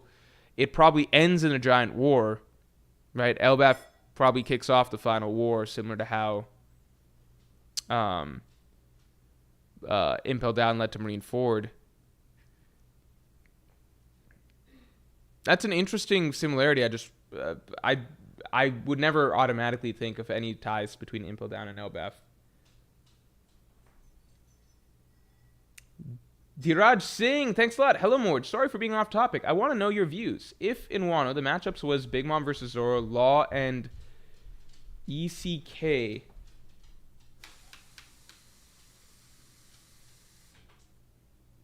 if in Wano the matchup was Big Mom versus Zoro, Law, and Kid. Oh, Big Mom versus Zoro, Law, and Kid. King versus Sanji, both can fly. Fire and Sanji versus Sword, and Queen versus Frankie. Okay. for some reason I misread that. If in Wano the matchup was Big Mom versus Zoro, Law, and Kid, then King versus Sanji with both of the similarity of King can fly, or like they can fly and fire and stuff, and Queen versus Frankie. So let me just start with this, which is like I'm most disappointed in Frankie's fight because normally Oda does something fun or like look at Frankie. Frankie versus Sasaki was literally worse than Frankie versus Nero. There was more of a story to Frankie versus Nero than Frankie versus Sasaki. And this is Frankie fighting a fucking Toby Roppo. Like the fucking like a Yonko's top officer, right? Why is fighting the weakest CP9 agent in Frankie's first fight ever still a better fight? I'm not sure. So Frankie versus Queen, it could have been very interesting, even if the theories of like, especially if the theories of Queen being Frankie's dad end up being true. It could have been very interesting. I just think Frankie would be wildly outmatched because it just doesn't really make sense for Frankie to ever, maybe at the end of the story, being capable of defeating a second commander. But at this point in the story, like, Frankie had to empty the clip completely just to take out Sasaki. He had to do everything. Like, he used everything in his arsenal, including the Shogun, to take out Sasaki. I just couldn't imagine Frankie beating Queen at that point in the story. So I think that'd be a bit of a stretch, and it would because you got to remember, like, Luffy straight up, like, Luffy with Gear 4th and everything was struggling against Cracker, right? So, and that was he needed Nami's help to defeat Cracker. So Frankie taking Queen by himself, I think it's just a bit much. Sanji versus King, I think that is entirely within the realm of possibility and reasonableness, just because Frankie versus Sanji versus King, like Sanji after Sanji got Ifrit Jambe, he immediately wiped the floor with Queen, right? Immediately the fight was over with Queen. It's kind of a question like, how easily do you think King could beat Queen? Do you think King could beat Queen as easy as Sanji? Like, do you think it'd be a mid difficulty? Like, Sanji post power up versus Queen, like Queen was still doing well. Like, Queen was still keeping it competitive and they were still getting hits in. But then after Sanji got Ifrit, which was his big power up in that fight, like his final power up, it was just over right away, right? So it's up to your interpretation how Sanji versus King goes. I think that's a dicey topic, and I think a lot of it comes down to how people interpret certain matchups or how close Sanji's supposed to be to Zoro at the end of the day, right? So, sure, I think that'd be a really cool matchup to have seen. We even got to see a bit of Sanji versus Queen towards the beginning. I really would not have liked to have seen Big Mom versus Zoro, Law, and Kid. As it is, I think the Big Mom fight, I think it was almost random that it went to Law and Kid, who have little to no personal connection at all, especially now that we learned from the SPS, especially now that we learned that Kid never had any sort of personal connection with Big Mom at all. Like, he never saw her face, possibly never even went to Tataland or anything. And Law has no connection to Big Mom. Like, it's just the most random fight for Big Mom, I think, after so much build up for her in the storyline, like in the story. I think it's just strange that it's just Law and Kid randomly get to fight her.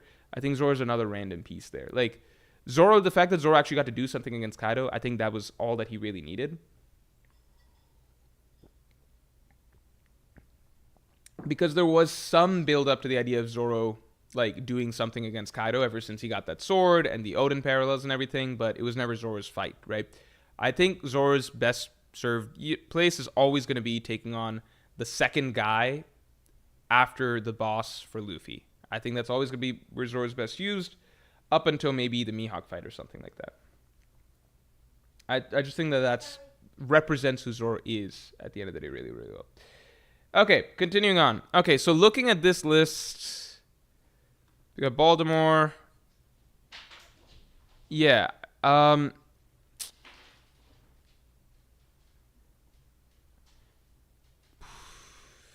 Yeah, I think we're just going to say certain things like, so, like, for example, Fishman Island, am I allowed to draft Jinbei? I don't know. I don't know if that's right or wrong. Like, we need to set a sort of blanket rule, but that also doesn't make it too boring. I think characters that are dead being off the list is fine. Cannot draft Straw Hats? I think that's fair. right? Cannot draft Straw Hats because I think it's fair to say that we're trying to get to characters that are like, could we make a Yonko crew out of like island-based characters that we meet? Like, obviously, like if we get to Baratier, we're gonna fucking pick Sanji, right? But that's not fun, right? So it's more so like the other guys. Like, can we make a Yonko crew that's fun out of the other guys? And at the end of the stream, we'll make our perfect ideal Yonko crew just for fun, all right? Where it's not based on a wheelless spin, but us getting to pick it. Cannot draft characters who are dead. Cannot draft Straw Hats. Characters have to reasonably qualify as clear residents of the island. So like Lucci and shit of Water 7, I think we would say no, right? They're there undercover, even though they were there for some time.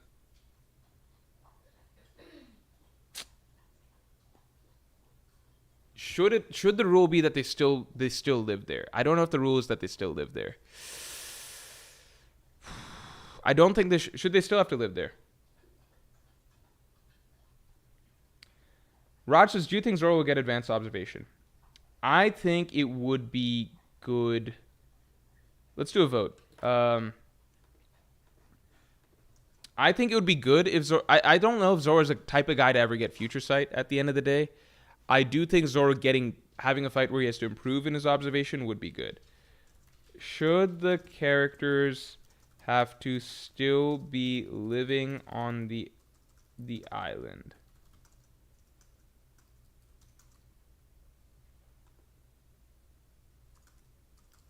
I think no. I think they should just have to qualify as clear residents. So, for example, if we get Little Garden, we should be able to pick Dory and Brogy. At the same time, or Dory or Brogy. But at the same time,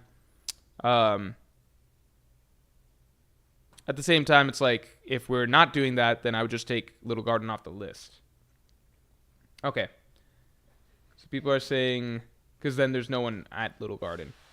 Okay, so the characters don't have to be living on the island. They just have to clearly qualify as, like, yeah, obviously, like, if we get Egghead, it's like, we can still pick the Atlas Shaka hybrid or something, right? I'm going to remove Baltimore if I can't pick Vegapunk from there.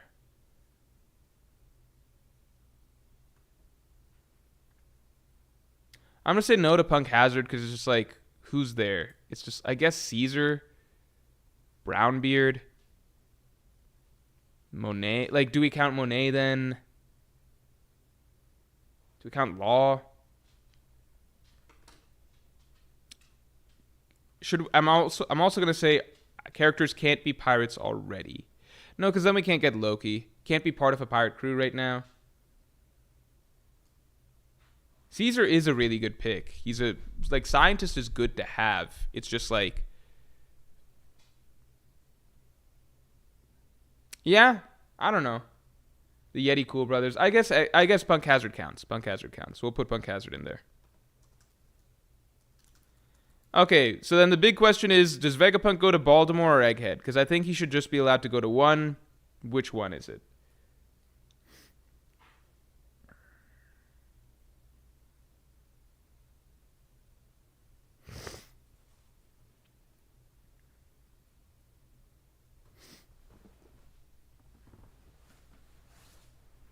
Sorry about that. Oh, Croak. Oh, I'm sorry. Fucking Reverse Mountain. Right? I'm allowed to draft Laboon if I want, by the way.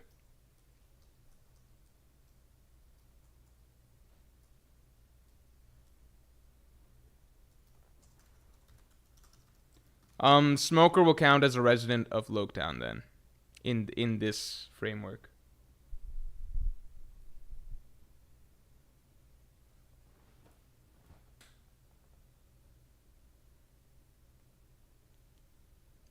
Whole Cake is too difficult. I think let's say like can't be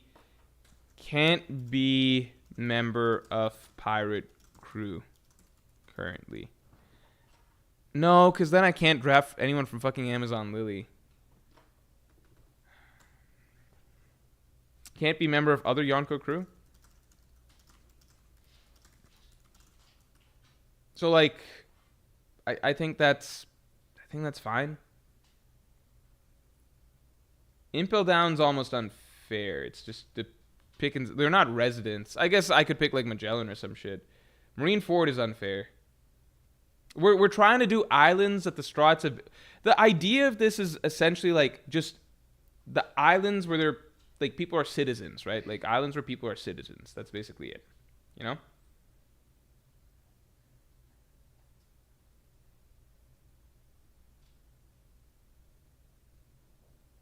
Like we get to Dressrosa. What about like how valuable is the nation of Dressrosa? Stuff like that. All right. Rules. Total number of core members is 10. One captain. All right. How do I make this box smaller? I think I made the rules too big.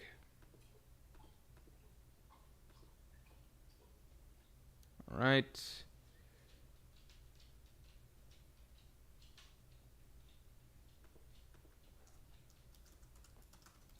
I'll add the army of foot soldiers to make it fun.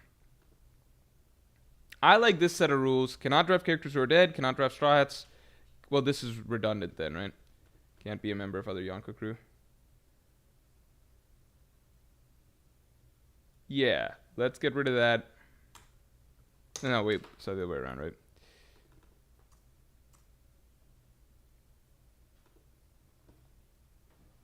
Okay. Then we're keeping certain things here. I'm going to get rid of Baltimore because we're saying that Vegapunk will count for Egghead, okay? Vegapunk or Lilith or whoever, okay? We are... If we're keeping Loketown, that means I can draft Smoker. Because if I can't draft Smoker, I'm not fucking picking Loketown. Like, Loketown's not even going to be on the fucking list. There's no one else there except fucking Ippon Matsu. I'm saying thanks for the 10. Yamato was talking to Loki on the Denmushi and is coming to Elbaf with your favorite character, Law. And will become a major character who will still spend 60% of her screen time making Odin puns. That would be kind of crazy if that happened, but I did not get the sense that Yamato is the person on the other side. Especially because the person expressed fear, right? Akash Ben says, Morj, keep Baltimore because of your roots. Shit, because that's actually fair. For those of you who don't know, I grew up in a place near Baltimore, basically, and then I lived in Baltimore for several years. All right, we're getting rid of Baltimore. Baltimore has to be based off Baltimore, right? It's just too similar sounding.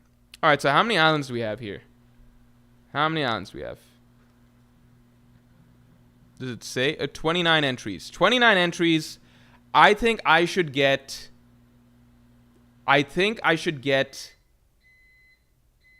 How many spins? I think my first instinct is I feel like I should get 10 spins. I think I should get 10 cracks at it. So... No, wait, because I need to fill out 10. My bad.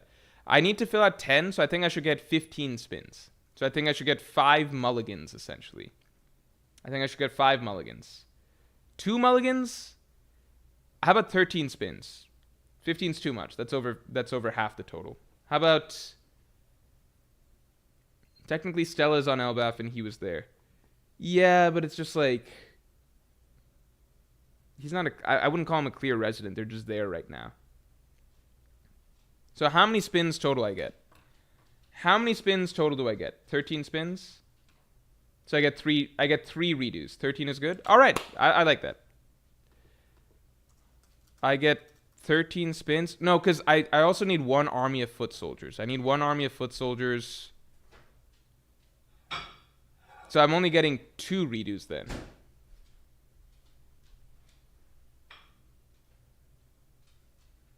Because the total number of things I need is actually 11 now. Does that make sense? We could cut the army of... First of all, let's ask. Keep army of foot soldiers or not? So, for example, like, I would love to get the Amazon Lily foot soldiers. I would love to get Elbaf foot soldiers, Wano foot soldiers, stuff like that.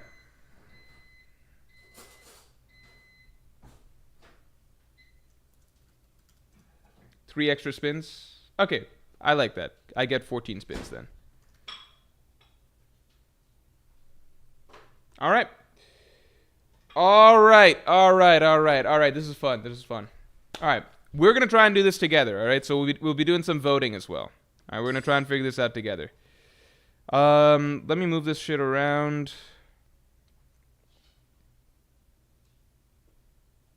To make some space.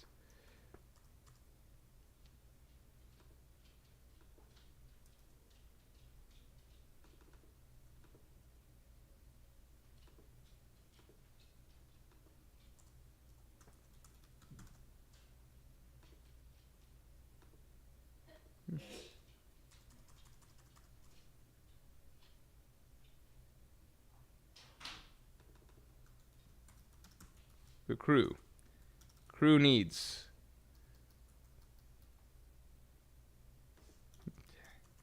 10 members.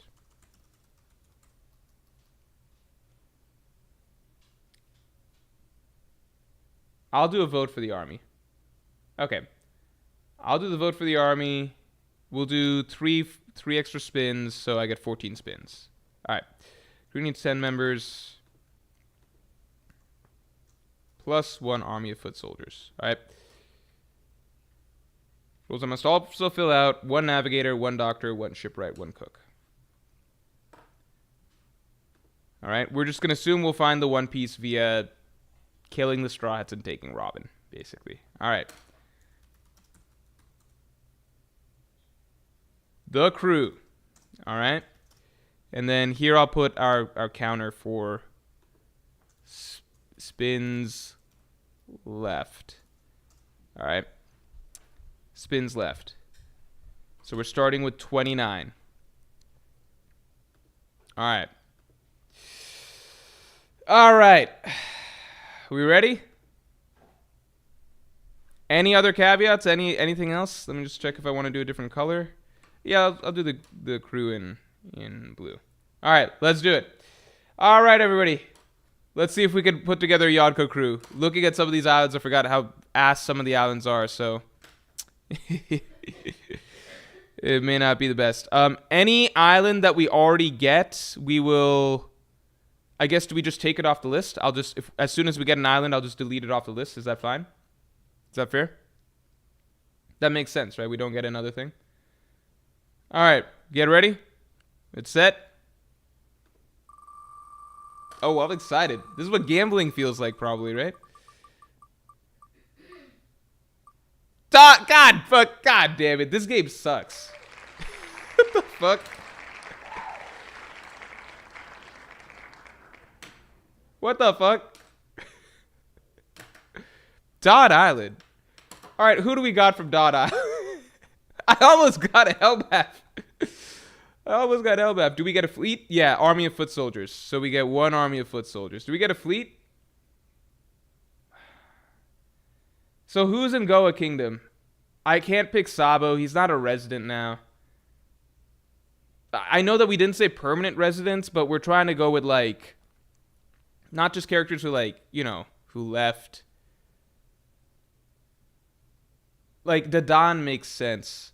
Like, how do I say this? So, for example, Dory and Brogy, they've been at Little Garden for 100 years, and they said that they just left to get weapons and stuff, and then they're going to go back to their duel. You know? Dadan is cook. Garp is technically a resident. I don't think we can technically count Garp as a resident. I'm going to try and be safe. I kind of want to use my pass here. I want to use my pass. I kind of want to do a redo right here. Because, come on. We can do better than this, right? Makino is cook. Yeah, but that's like, what if our fucking 6 members is like... She'd be a good bartender. Okay, we'll do a poll. Okay. Alright. Do we use a mulligan? Yeah, anything that comes up on the wheel is now off the wheel. Okay, that's what we're gonna do. Oh, Higuma the bear! Higuma the bear. Oh, I think he died though. Makino slash Makino take Makino or Dadan. Reroll. Respin this early is never good, but what if it's okay though? Have you considered that? What if we just got to get the bad juju out at the beginning? I like the reroll. So let me just see this. If I hit remove, what happens? So we're just doing this as a test. We're gonna do a reroll. All right. We're gonna do a reroll.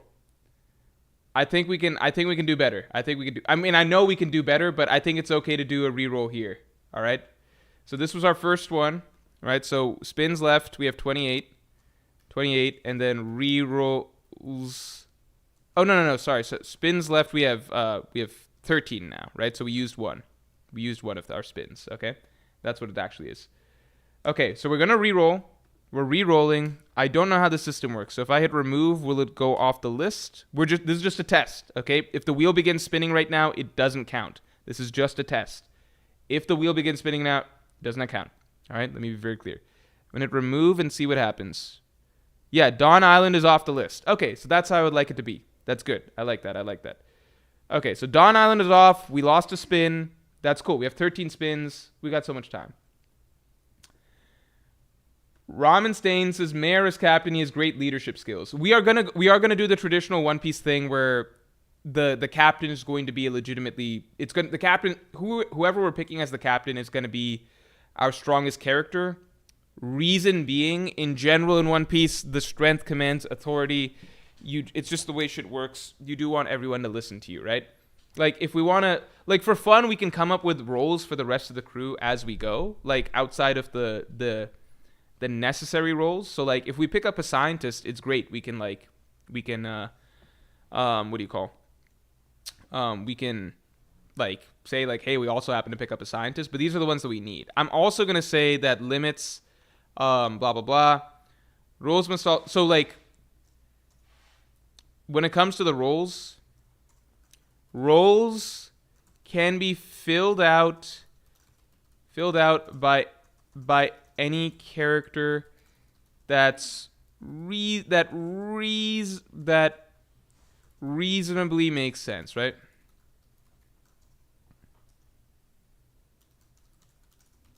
So by that I mean, like, for example, like if we're looking for a navigator, we don't need fucking Nami, you know, like we don't need Nami. We need like someone that could logically be, well, navigator's pretty tight. Like, so for example, shipwright, right? If we got Caesar Clown from Punk Hazard, that's fine. You can make the, like, he's not technically a shipwright, but he is good enough to serve that role. Like, we don't need the world's best shipwright, but we have a guy who is an engineer, who is very scientifically capable. He could handle the role of shipwright. We don't need the world's best for any of these things, right? When it comes to a doctor, you probably do want someone who is legitimately smart enough to do that, but you get what I'm saying? Like, we just need characters who reasonably can fill these roles. Does that make sense? Because the Straw Hats have the best of the best. That we're spoiled by seeing the Straw Hats, right? There's not Frankies and Namis, etc., like littered throughout the world. So we're gonna have to take what we can get to a certain degree. It's possible we fail. You know, it's possible we fail. So I should probably prioritize getting those key things. Is Roger's crew count as a Yonko crew? We're gonna let Crocus count for this. Otherwise, there's no one there, right? Retired members are fine. Crocus, Rayleigh, Scopper, Gaban, all in the running. All right, ready? Stormfox thanks for the 5. Carrot for Zoe. She's a 15-year-old, stronger than Big Mom's oldest kid with the rumble balls she now has. Is she stronger than Perispero? I don't know if she's stronger than Perispero, because didn't Perispero beat her? Also, by the way, as proof that I did actually go through, and I mentioned this on recent streams. There was a period of time, about a month ago, that I actually went and watched Wano anime episodes, like legit ones. Like I wanted to see all of the fights in the action. I went and watched a lot of them. I watched Carrot versus Perispero and stuff there. In the anime, it shows Perispero defeating her because, like, she wins kind of, but then Perispero gets the better of her because Sulong runs out. Was that the case in the manga? Because I don't remember.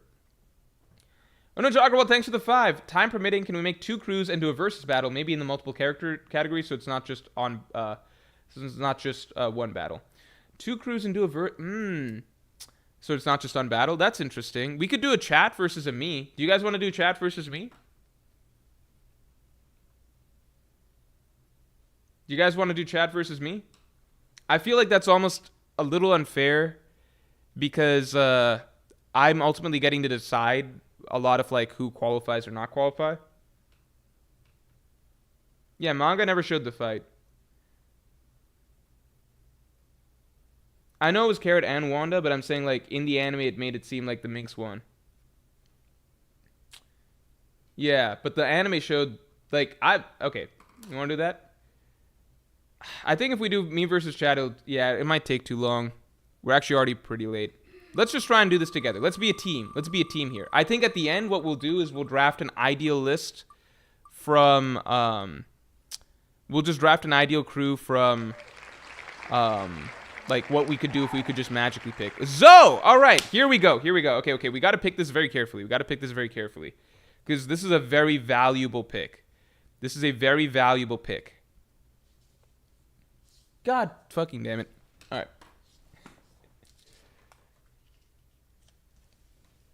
Zoe's a very valuable pick. We don't want to fuck it up here. I'm gonna lose my mind. Should just get more tape, but it's probably fine right now. So we can't pick. It's okay. Yeah. Yeah, it's okay. Oh, it's right here.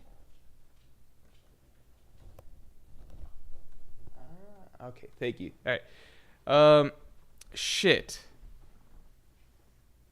You got a solid Doctor in Zoe. You got Zunis. We don't need to pick Zunisha? We could draft Zunisha. Zunisha might be the best pick. Because that counts as Navigator. I think that can count as Navigator. I think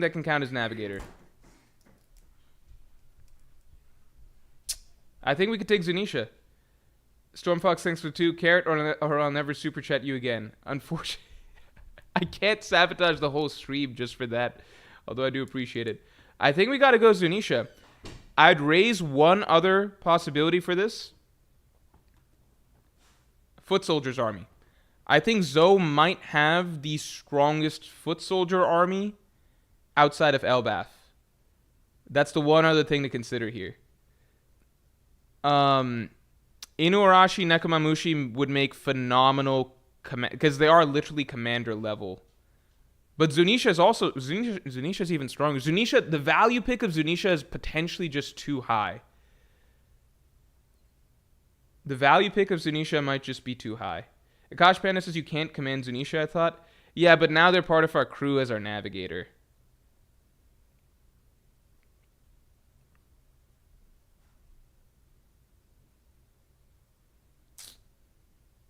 Mink army value is really, really high. It's arguably the best one. Wano has sheer numbers because you got all those samurai. But Mink's the average, like Minks that literally explain, literally every child on Zoe is a fighter. They got child soldiers.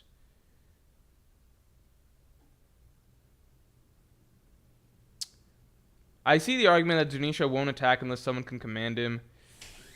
So the question is, I feel like if we're recruiting them to our crew, then the limit is taken off, right? Shouldn't that be fair? Because then otherwise that restricts a lot of things. Like, aren't we kind of turning some logic off when we're turning the story logic off when we're recruiting them to our crew? Because otherwise, if we get to like Amazon Lily and we're like, well, we want Boa Hancock, then it's like, no, but you can't take Boa Hancock because like she wouldn't want to work with men or something, right? I think we have to turn some story logic off and just assume that they're. Otherwise, it gets too much into the. You know, it gets too much into certain technicalities.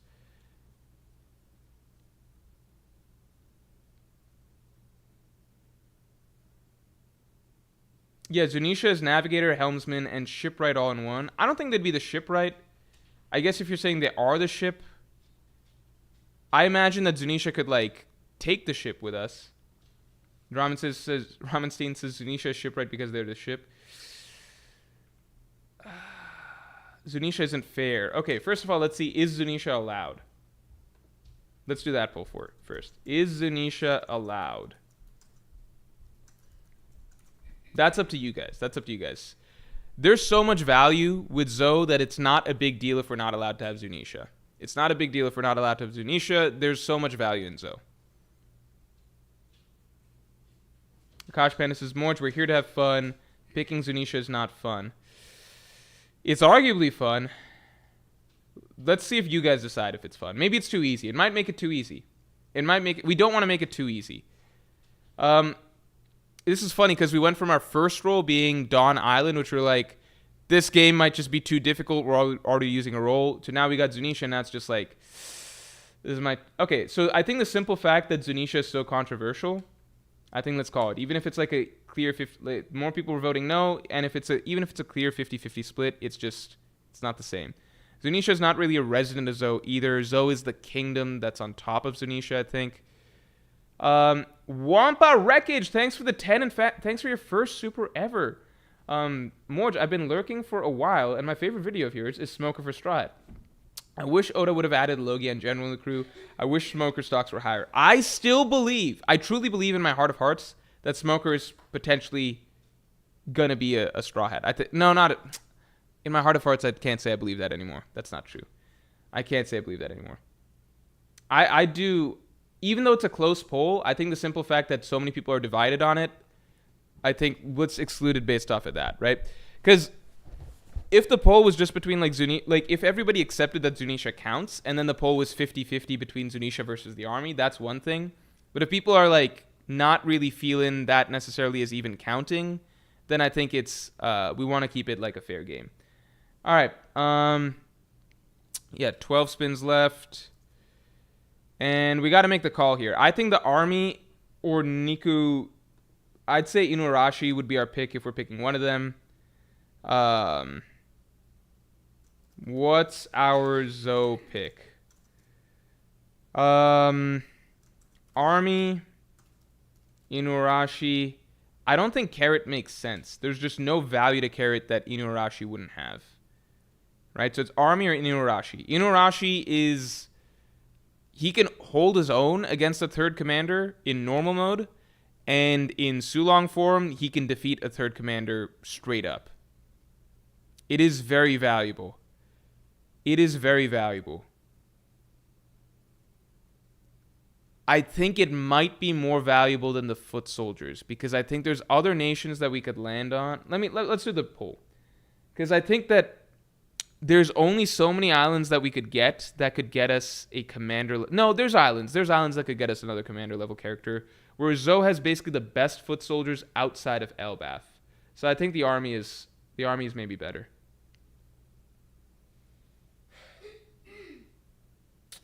Yeah, I think Mink army. All right, we're doing it. All right, we got our first recruit. We got the Mink army. That's cool. Mink army from Zoe. No, we don't have to do the specifications. Mink army. All right, cool. I'm going to remove Zoe real quick. And then just for fun, I'm going to copy and paste this somewhere else. We're going to add in Dawn Island and Zoe. I'm just going to add this somewhere. This will be our little word bank for later when we're trying to just draft a perfect island for fun. And I'll add in Zoe again. There we go. Yeah, that's just for fun. That's for later. We'll pull that up later. All right, we've got 12 spins left, but we got our first recruit down. So we got our army of foot soldiers. Good. All right. Ready? Let's go. Let's get the stream likes up to 150 for our first recruit.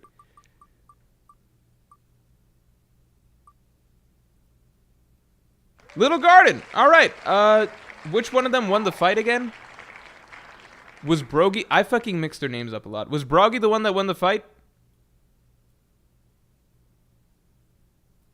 Did Brogy win the fight? We have to take Brogy, I think. Right? And he can't really serve any sort of... Bane says, Morj missed my super. My bad. Let me see.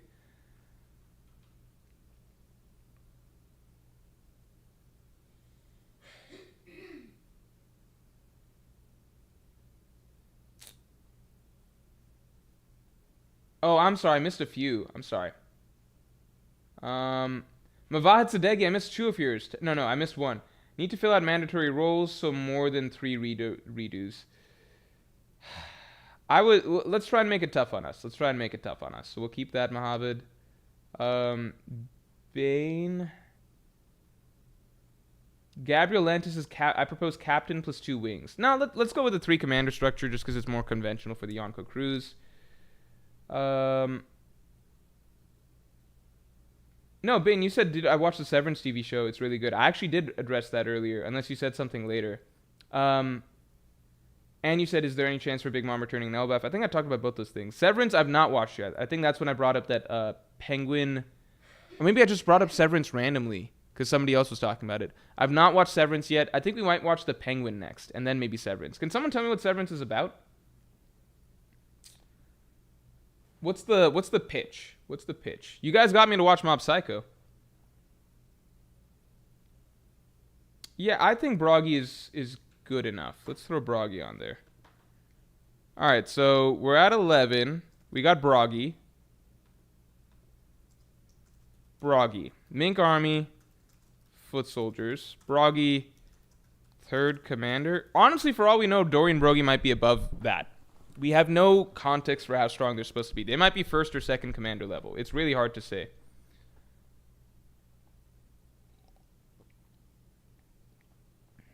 Oh, you said Carrot as a lookout isn't half bad. Oh, I'm sorry. I missed it. My bad. Carrot as a lookout isn't half bad. I don't put lookout as one of the necessary roles because it's just like anyone can really do it. And if Carrot, anyone can do it, you know? These are the roles you basically need for... It's implied that the crew would die without them. Cook is the least necessary. You still need to find somebody who can do it that has the skill, whereas Lookout takes pretty much no skill.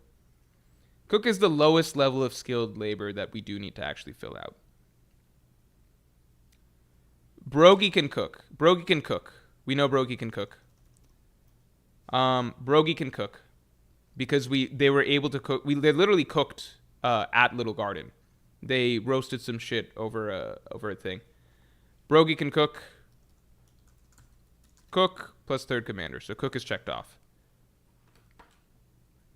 I think we got a Cook. We can get a better Cook later, but now we no longer have a need for a Cook. So this was actually a great value get. Great value get. Ramen Stains, thanks for the 5. Severance is a show where people's memories are split between their work lives and home lives. Their work self only has work memories, lots of mystery. That is actually very, very interesting. That is a very interesting idea. Shit. So what type of show is it? Like action or what? Broggy's cook is diabolical? I don't think he's a bad cook. He's had 100 years to work on it. Like, if we go back to... Like, they cook some food that actually... Here, let's take a look. That like this isn't just like a random pick. If we go back, like we literally see them cooking. Technically, it's Can we fairly assume that they can both cook? If not, then I'll just pick the other one.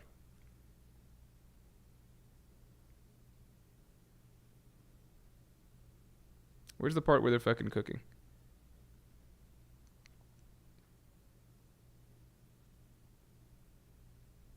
I swear to God, there's a point where they've got like a giant thing of meat that they're roasting or something like that. Am I crazy?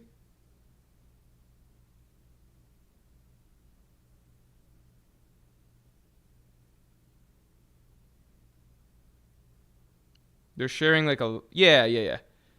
Broggy cooking. Gababa. There, it's all cooked, so eat... Oh, there we go. Yeah. Yeah, Broggy can cook. There, it's all cooked, so eat up. Eat as much as you want. Dinosaur meat's especially delicious. Yeah, that's good enough. Like, it basically qualifies that they'll survive if they have this dude cooking-wise. This is really good, Mr... He's a fucking chef. This is good. Like, if we want to be very technical, we can swap it. We can say that we get Dory instead of Broggy. They're essentially equal, right?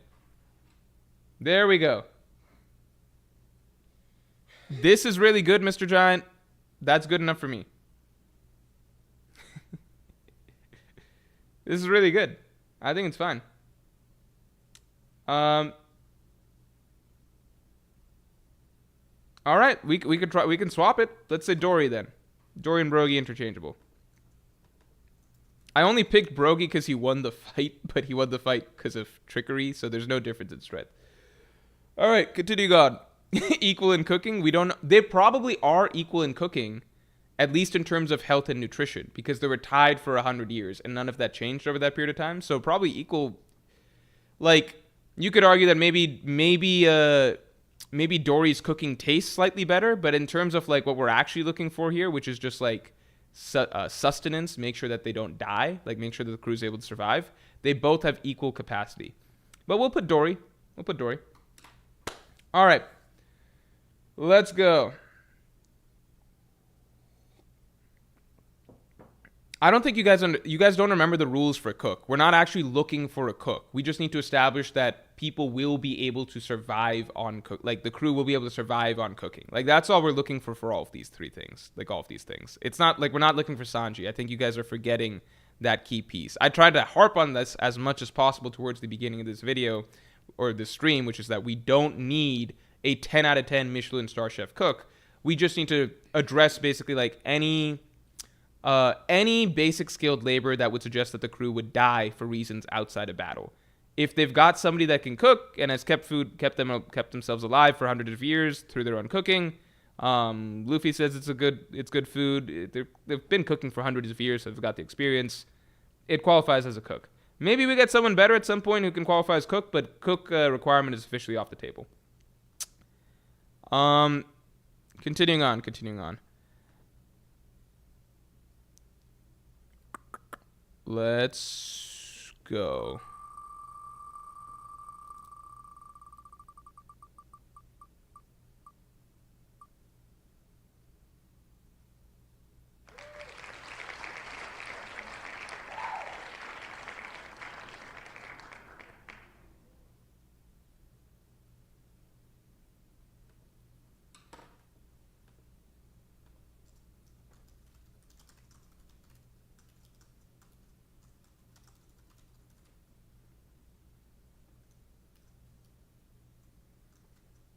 I was worried about Navigator. Woo! All right. Spins left 10. Right? That was a spin right there. All right. Woo! Wait, oh no, he's in the Yonko crew. Ah, god damn it. Gonna cry. Wait, but in that case we don't have anyone from there. Is it just Perona?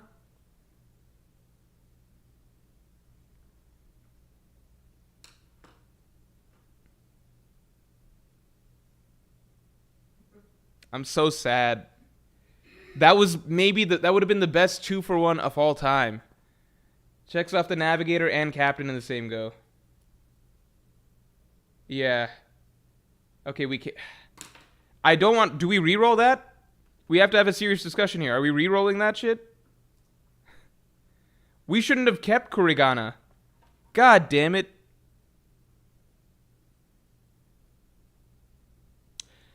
We can take Perona because she could qualify as Navigator.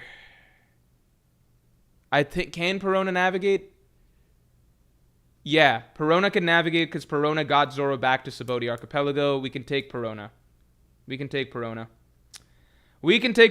She can be one of the 6 subordinates. She's actually low-key good because it takes probably a lot of Haki to counteract her ability, right? We got Perona, we got a Navigator.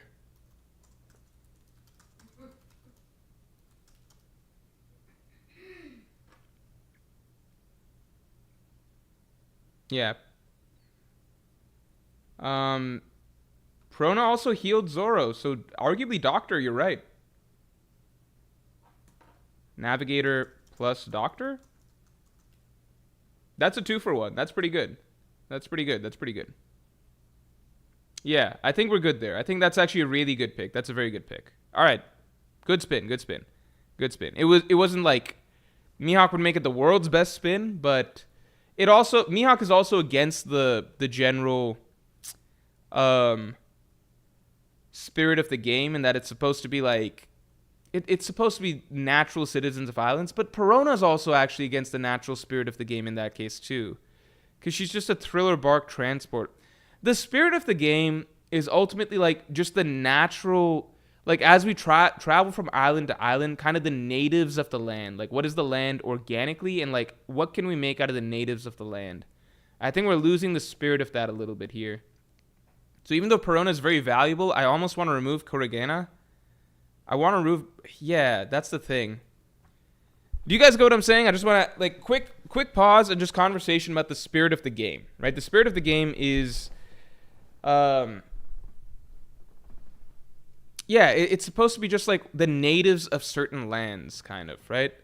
Like, these islands that we're going to, they don't just have bums on them. They have some quality people. That's the idea. So I feel like Perona's also kind of a weird pick. She stayed there because, like, if you want to say Perona's a qualified resident, then Zoro's a qualified resident of the island, right? I know he's disqualified because of this rule, but it just feels weird to even argue that Zoro is, like, a qualified resident of Kurigana. Mihawk no longer has it as his home. Perona does. No, because the problem is that Perona was literally like, I'm fucking off out of this place. I'm going to go find Moria. She doesn't consider it her home either. Yeah, Perona was just a guest. I think we have to remove Kurigana. I'm going to give myself a spin back, and I'm going to remove another island in that case. Okay? Montes, thanks for the 5. No reroll. It's time to find the spirit of the game in the human drills. Shit.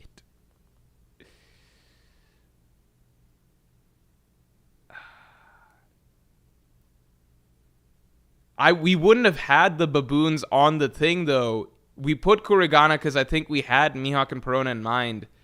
Because we wouldn't have the baboons otherwise.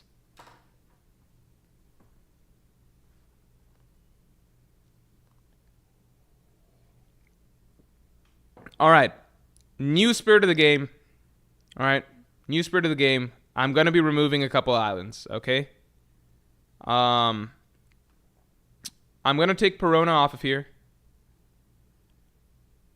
We have Baratier we will keep. We will claim it as an island. It's been there for like 10 years, basically. We will keep Baratier. I think that's pushing it. Everything else, like Logtown... With Smoker and Tashigi, we're gonna be removing Logtown. We're removing Logtown. All right. We're gonna keep these. I kind of want to remove Whiskey Peak as well. In exchange for removing a couple of these islands, I'm going to say that I don't get another I don't get a spin back. No, I should get a spin back. That makes sense. Because we're not even doing anything from Kurigana. So I should get a spin back. Wait. Yeah, if we're removing Perona, I get a spin back. Removing Perona, I get a spin back. I'm gonna remove Logtown.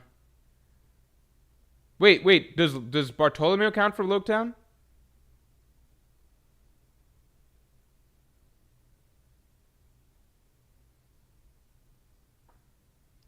Gabriel Lantis, you only get nothing from here because you picked the Zou army. No, because we would not have put down Kurigana Island in the first place if we weren't considering Mihawk and Perona. It's the same reason that we didn't include Torino Kingdom. It's the same reason that we didn't include Brooks Island, because those are islands that have no real named characters. Like, just having fodder, it's not an interesting thing. So Kurigana would have fallen under that category. So Kurigana, if we're saying Mihawk doesn't count and Perona doesn't count, then the Kurigana Island would never have been on the list in the first place. So it doesn't make sense. Logtown, we have Bartolomeo. But Bartolomeo, I just don't know if that... This is just getting complicated. But Bartolomeo's under Yonko. All right, we're going to take off Logtown, and that's the last thing we're removing. That's it. From here on, no more qualms. We just have to deal with what we deal with. No more qualms. All right? Removing Logtown. All right, we're doing it again. No more ifs, ands, and buts. All right, we got a doctor. We got a doctor. We got Kaya. So doctor still worked out. Kaya, doctor. All right. Can't say we got the deepest bench. I hope she doesn't have to fight any Tobi Roppo, but it's not the worst thing in the world. And now we've got 10 spins left. All right. To be fair, Kai's training to be a doctor, so let's hope that training's been going okay. All right.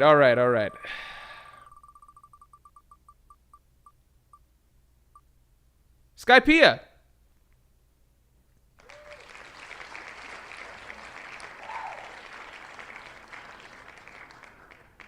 Skypea. That's pretty good. That's not the worst. Are we allowed to fucking take NL? Poco Loco, thanks for the 5. You should pick the human drill that copies Mihawk from the anime. No. No, what do you call? No anime onlys. Does NL count? I would love Wiper, but, like, let's be real, like, NL's... Are we allowed to take villains? I would love to take Wiper, but if NL counts, NL's just straight up better. Because he could also be our navigator, I think.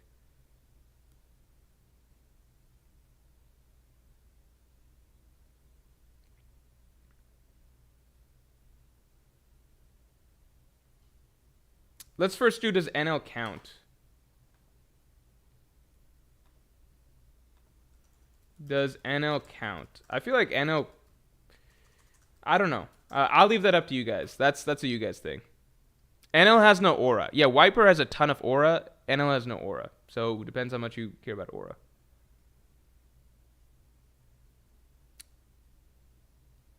NL's not the same as Perona because NL lived there for like God knows how long. He made them miserable for a long ass time, right? I'm gonna talk about thanks for 2. Wiper is great because like Zoro and Sanji, he'll grow.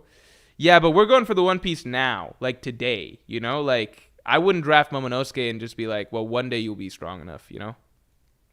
Or like call in, you know? Yeah, all right, let's take NL. Let's fucking take NL. No, this fucking no. We're not taking NL because then that would mean Doflamingo counts from Dressrosa.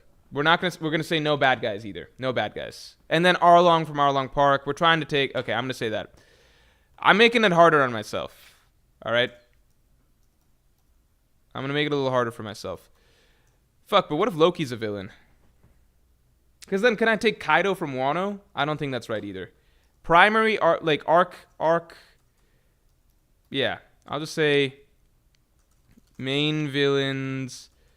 Villains of the arc don't count. Loki is in an unknown territory at this point.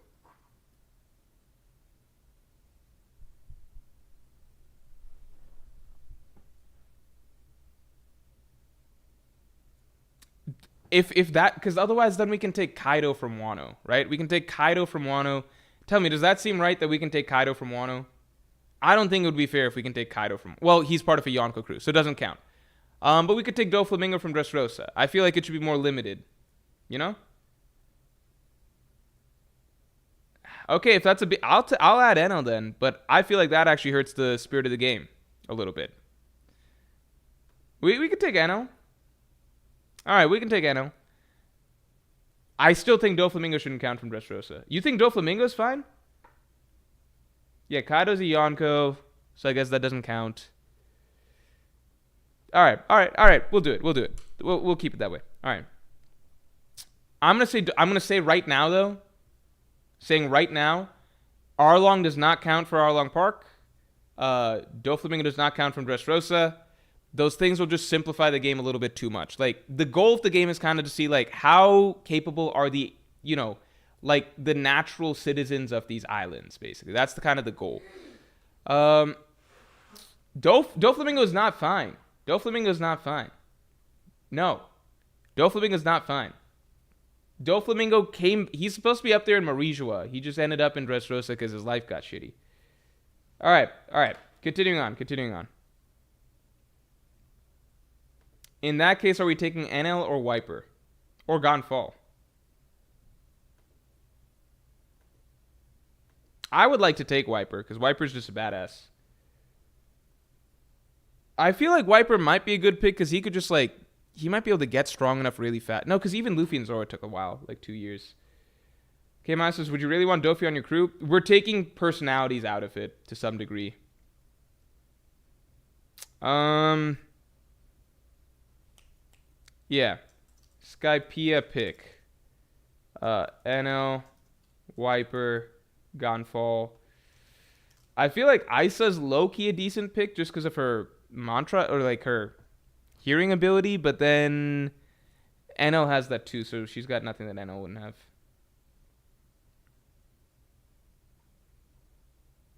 King J, thanks a lot. If Zunisha can't take commands because of the curse is considered, we should also consider that Dofi can't join either as he's in prison. Maybe we should bring back the rule as like characters who still live on the island. I think that could be fine. I think that would simplify things. Because Dory and Brogy would still count in that case because their plan is to go back to Little Garden, apparently. All right, seems like Wiper's taking it. We're going to go with Wiper. This I would feel morally weird taking NL, personally. So we're going to take Wiper. Wiper, I feel like, has some semblance of an argument for Navigator. But it doesn't work on the Blue Seas, so it's not the same. All right, we'll put Wiper, but doesn't really... Yeah, we'll put Wiper. Doesn't serve any role. Doesn't serve any role. And he's not strong enough, last we saw, to be a commander, so just is what it is. All right. Wiper with Hockey will beat NL. NL's still very fat. I don't know. Wiper, I assume if he continued to grow the way that he could grow, like Luffy and Zoro, in that case, then yeah, he would win. Like, he'd be stronger. In that case, he'd be Monster Trio level right now, for sure. No question. I mean, I'm one of those people who goes so as far as to say that if Wiper kept growing to his potential, like, and actually had a drive and dedicated cause, he would be as strong as Luffy right now. He's in that Ace Luffy mold. That's how, if you doubt that, just go back and read Skypea. It's like, it's very blatant. Like, he's written to be that guy, and that's why he's separated from the rest of the story. That's why Oda can only write a guy like that to exist in a bubble outside the rest of the story. He has to be separate from everything else. If he was on the Blue Sea, he'd be a problem. He'd be a problem. If he was interested in Pirate King or anything whatsoever.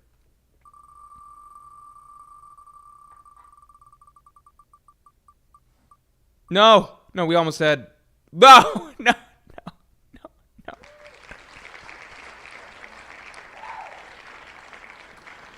We have to use our reroll. So I'm going to remove that. We got 9 spins left. We got 9 spins. We got to get 6 characters, right? 9 spins to get 6 characters. Foxy's not a resident. He doesn't live there. It's just Tonjit. Tonjit can't even cook. He tried to feed him cheese. He has no value.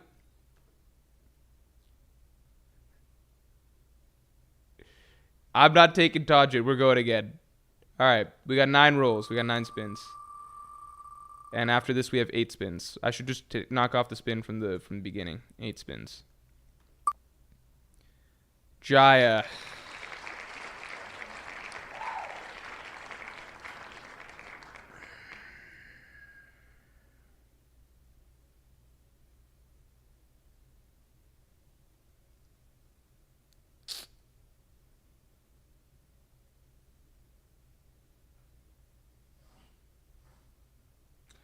We might have to take the fucking Saruyama Alliance fuckers. Because they can, I think, can they navigate? Can Cricket navigate? Do they have any use? There's no one else there. Reunite. We could reunite Wiper and Cricket.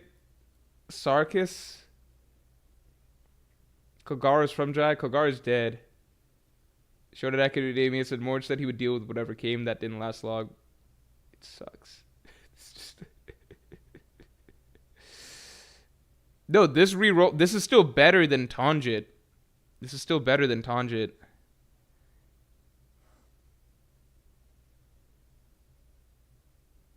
They upgraded the Mary. They can shipwrights. Saruyama Alliance can navigate and they upgraded the Mary. Okay. But being a pirate doesn't mean you can navigate on their own because, like, they have crews, right? So who's to say that we can't claim that they're the navigator? Is it confirmed? They navigate to sinking ships all the time? Yeah, their crews do. Are they the navigator of their crew? You know what I mean? Kind Best says, I think Cricket and Wiper are on the same cruise, too good to pass up. Listen, we're not trying to, like, heal society here. We're trying to win the war for the ocean. All right? Cricket is a navigator and a shipwright.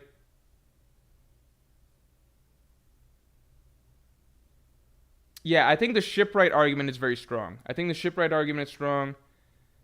All right, let's say Cricket.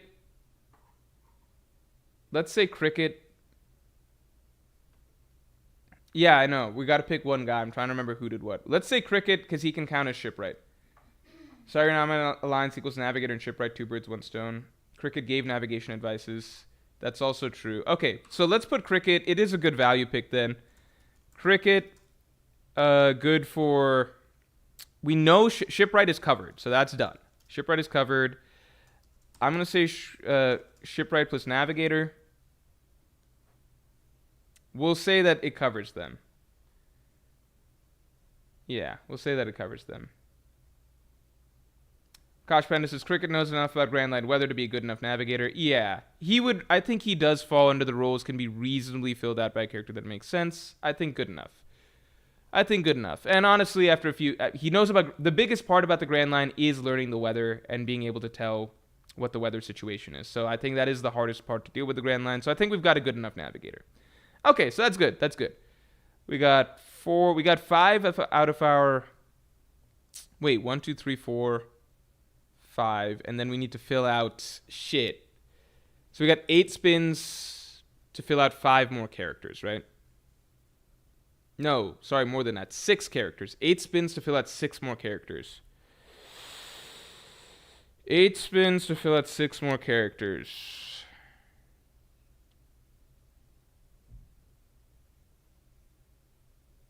Yeah, we need more power.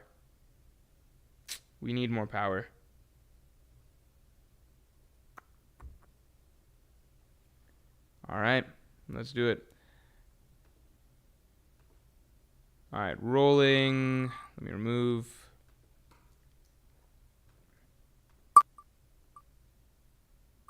God damn it. We don't need anything else. We don't need fucking science shit from Witheria. Well, we arguably have better navigators now. We're good on our basic necessities. We need some fighters now. All right, so I'm taking Haridas. You guys think I should skip? Do we gamble?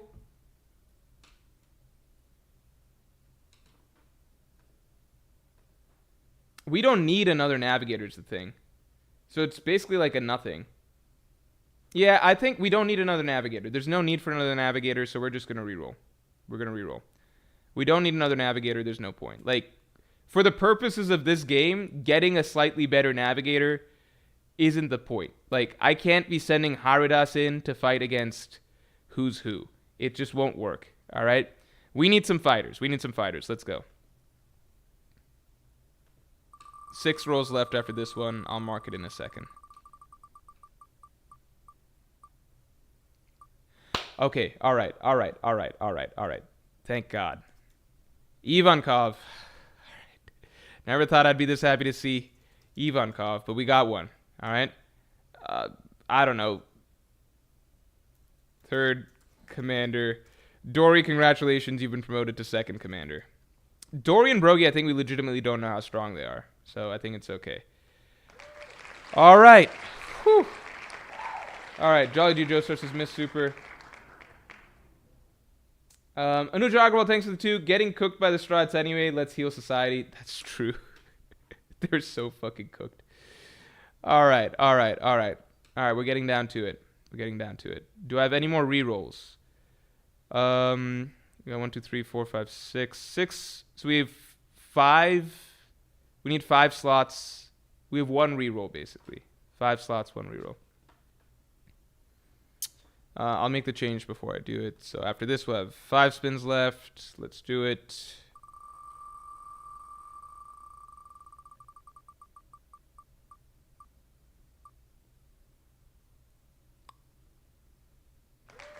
I'll take Caesar. I have 4 turns left. 3 times it picked 7 times. I have 4 turns left. So I missed it at some point. Let's think, because I rerolled on Dawn Island. We got rid of Kurigana Kingdom. If you remember. Okay, we'll take stock in a second. At the very least, no matter what, we have to take Caesar here, right? It's stupid to gamble with that at this point, so we're taking Caesar. Caesar might end up being a commander. All right, Caesar might end up being a commander. Okay, let's take stock real quick, all right? So we started with what? We started with 14 rolls. I know I re-rolled Dawn Island. Or I know I didn't pick anyone from Dawn Island. I didn't pick anyone from Long Ring. Should be Drum Kingdom.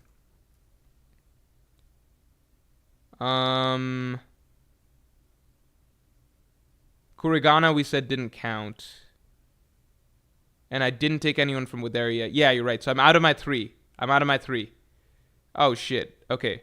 So I'm out of my 3, so we should have exactly the same number of spots to fill as existing options, or as rolls. Okay. So we have 4 rolls left. So we basically got to take the best we got to take what we get with these 4 rolls. All right. 4 rolls left, 4 spots to fill, right? 1, 2, 3, 4, 5, 6, 7. 4 rolls left. Okay. All right. There's no point in even counting the spins. We have no rolls left. All right. Ready?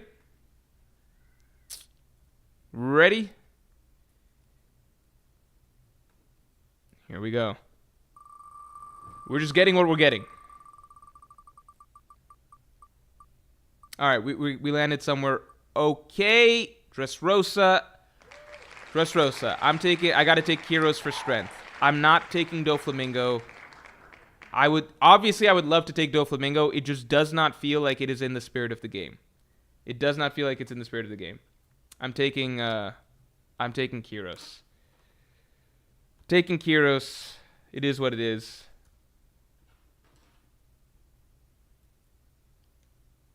No residence and no villain for Punk Hazard. With Punk Hazard, I feel like Punk Hazard in general is like Caesar's like creation practically. I mean, technically Vegapunk's, but like it feels like Punk Hazard, the version of Punk Hazard that we know, Caesar's. There's a difference between why I'm like Caesar makes sense for Punk Hazard, but not Doflamingo for Dressrosa.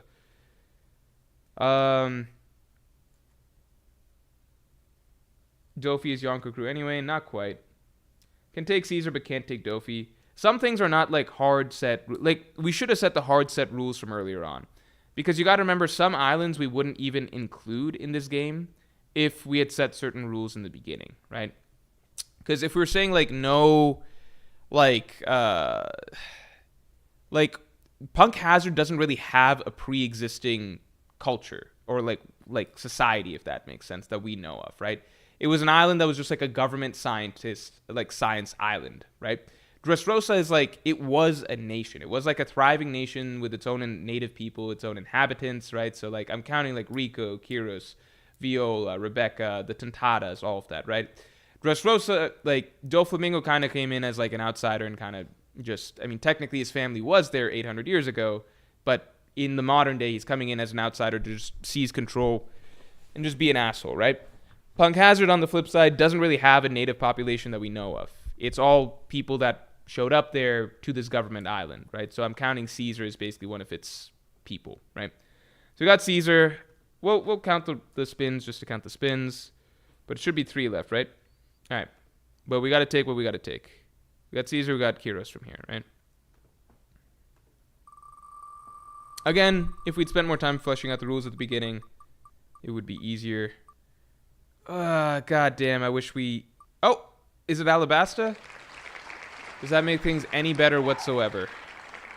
Low-key, it doesn't. Because, I mean, Drum Kingdom, we could take a doctor like Correa, but we already got a doctor. We got no use for fucking... Kaya if we could get Kureha. Drum Kingdom, I'd almost take like Dalton over any. Like, is Dalton stronger than Pell? I don't know. Pell did tank that bomb. Let's rack our brains. Who do we have from Alabasta? I'm sure we can pick up someone. Gedatsu? I think Gedatsu. Gedatsu's maybe not bad. Maybe Pell. It's just filler. Oh no, Gedatsu doesn't live there anymore. Or live there in the first place. He lives on a connected island. We just gotta take Pell. Just gotta take Pell. Pell it is. Pell it is. Alright. Oh my god. Alright. Alright. We got 2. Please give us a captain. Give us something. Give us something. Give us someone strong. Give us something. Give us something. Give us something. Elbaf. Give me Elbaf. Not Orange Town. Not Orange Town. Not Orange Town. No. No. Oh no. Oh no.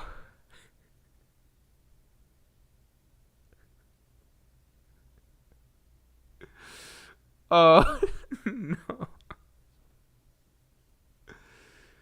Oh no. I guess it's Gaimon or Starfunkel, right?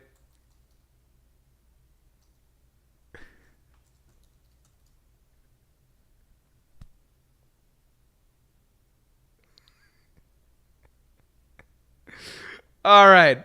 Last spin. Give us Loki. Give us Loki. Give us Loki. Give us Loki. Give us Loki. All right, Baratier. Gokuya.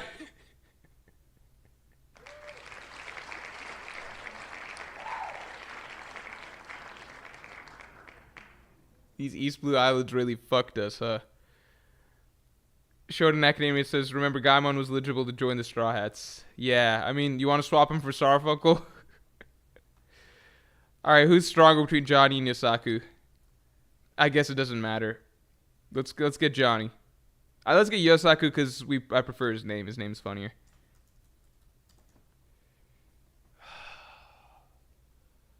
Alright, we're finished. Alright, congratulations. Okay, here's our crew. Here's our crew. Here's our crew. Here's what we got. It started with such a bright future. When we got Dory, I thought we were rolling. There was, the turning point? The turning point was when Kurigana got taken off the board. Because for a moment, it seemed like everything had aligned and we had Mihawk. And then it was like, okay, not Mihawk, but Perona's still a really good pick. And then it was just like, okay, never mind. This just doesn't work at all. Because we can take no one from Kurigana, and then it all went downhill from there. We're getting the One Piece boys, says AG. Okay, what we're going to do next is this, all right? First, we're going to flesh out what this crew is, so what are all the roles? Then we're going to ask ourselves, how far could we get in the story with this crew? So we're obviously not getting the One Piece, but how far in the story could we get? And then we're gonna create the actual ideal crew if we could draft just anybody, okay? Okay. So essentially what we're seeing is Dory is actually captain and cook. Captain and cook. Ivankov, I think, is first mate / first commander. I think Kiros is second commander. And Caesar is third commander. I think this is actually, as far as things go, not absurd. Like, this is like, if you squint, they're not a Yonko crew, but it would be a formidable crew, if this makes sense. Like, how do I put this? This crew has a good shot against, this squad, like, it would do fine in the New World. It would be like the level below the level of like Yonko crews, but there's a significant drop off. This is where things become problematic because it's just like the pre-time skip islands outside of obviously Little Garden. The pre-time skip islands are the gap is just huge, right? Wiper, as badass as he was, scales to Skypiea Luffy. That's not good. Pell scales below that. Cricket is below that. Yasaku is to... At this point, we don't even have combatants, right? At this point, it's just like... Actually, low-key, the Mink army of foot soldiers, there might be foot soldier Minks that are stronger than someone like Cricket. I don't know. It's hard to say. Or at least Mink army of foot soldiers are stronger. The foot soldiers of the Mink army are stronger than these three guys, right? So the problem is that these are mighty warriors by Paradise standards, but they just wouldn't function. Like, this isn't a Tobi Roppo, right? These aren't officers, right? Forget the Tobi Roppo. These wouldn't even count as like Don Quixote, like Doflamingo's officers. This squad, it's fine. I low-key feel like Caesar is... I think looking at this, to me, looking at this, just this section of it, it's comparable to the Don Quixote pirates.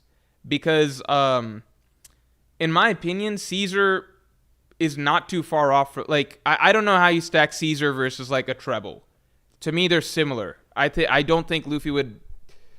The amount of trouble Luffy had with Caesar, I can't imagine him. I think this is basically... I think Caesar, if you squint, is like a Doflamingo seat, practically, personally. Kyros is... Yeah, Kyros took Diamante without trouble. Like, Kyros took Diamante with a lot of cheating on Diamante's end. Not even cheating, but also having to...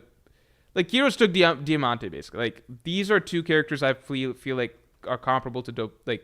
factually, a Doflamingo seat level character, depending on who you ask or how you view things, like a treble level character or something.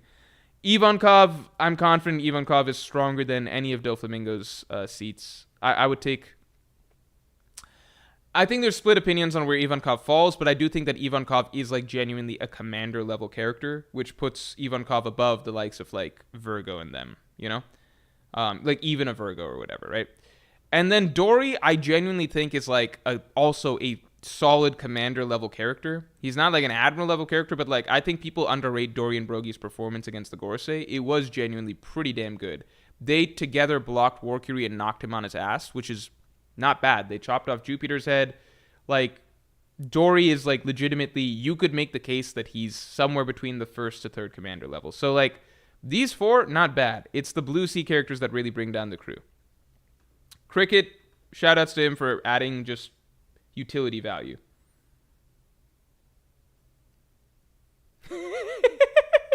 The funniest, okay, J-Bet PR with a hilarious comment. This crew is being babysat by Shanks in the New World.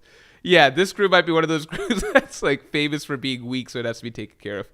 I'm kidding. Like in all seriousness, this crew right here, straight up, in all seriousness, it would be prior to the Wano arc, this crew would be... This crew is actually stronger than any other Yonko crew. It's stronger than any Yonko crew. Yes. Prior to Wano, this actually... I legitimately believe that prior to Wano, this would be maybe the 5th strongest crew in the New World. Reason being, I think we're all forgetting the Mink army. The Mink army is pretty... That is a lot. That is a lot to deal with. Because the Mink army, it's a whole fucking giant army of extremely capable fighters. So that's a lot. So, like, you got to remember that a lot of crews, like Kid and Law's crew and stuff, they don't even have these type of characters, really. Like Shachi and Penguin and stuff, like, most of the... Like, it's really just the Straw Hats and, like, notable enemy organizations like the Don Quixote Pirates that go, like, 20 men deep, you know, in terms of, like, their whole roster, right? Most crews, like Kid and Law, like, you really only have, like, a few notable named fighters and stuff like that, and that's pretty much it. So, like, I'm taking Ivankov over, like, Beppo, you know? I'm taking Dory, at least prior to Wano, over Law. Prior to Wano, right? Kyros, obviously seat level fighter. Caesar gave Luffy conniptions, like, actually was a weird... took Luffy... surprisingly a number of rounds to take down Caesar, although there was cheating involved, etc.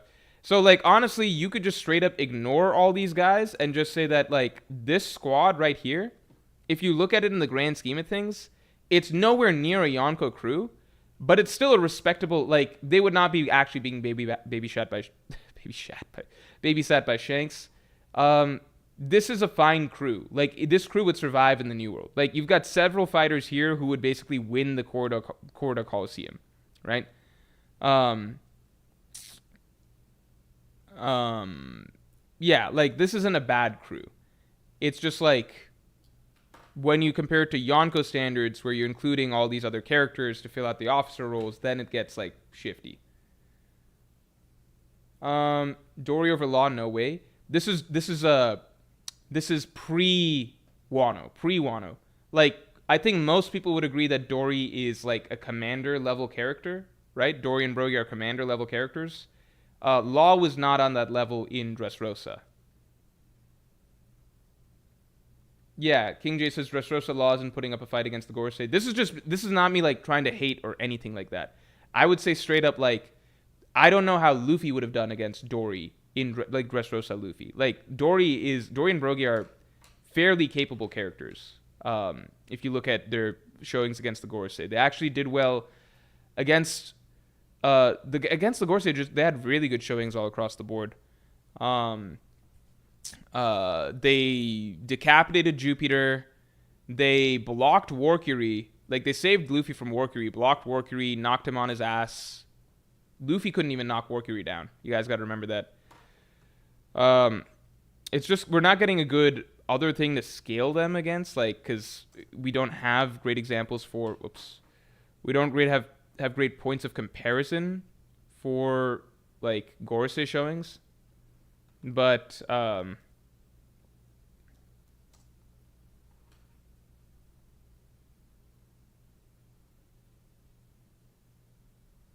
might have gone too far back.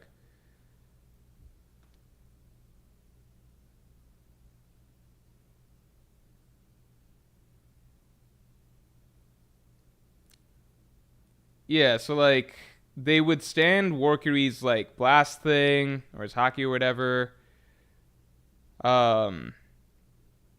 Warcury attacks them. Like this is Warcury charging at them. They block him, right? I think this is pretty impressive shit. I don't think Doflamingo could do this to like it's obviously both of them doing this together, but I don't think Doflamingo could do this to Warcury personally.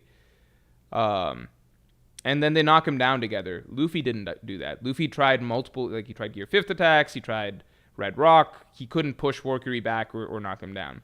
I'm not saying, like, I think they're a lot stronger than people realize.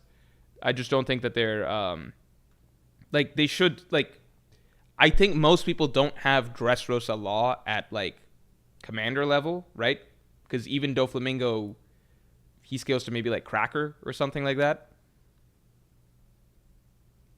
So with that in mind, it's just like I don't think it's crazy to say like this is good showings. Like they're not gonna beat the Gorosei or anything like that, but this would be above that level. You know what I'm saying?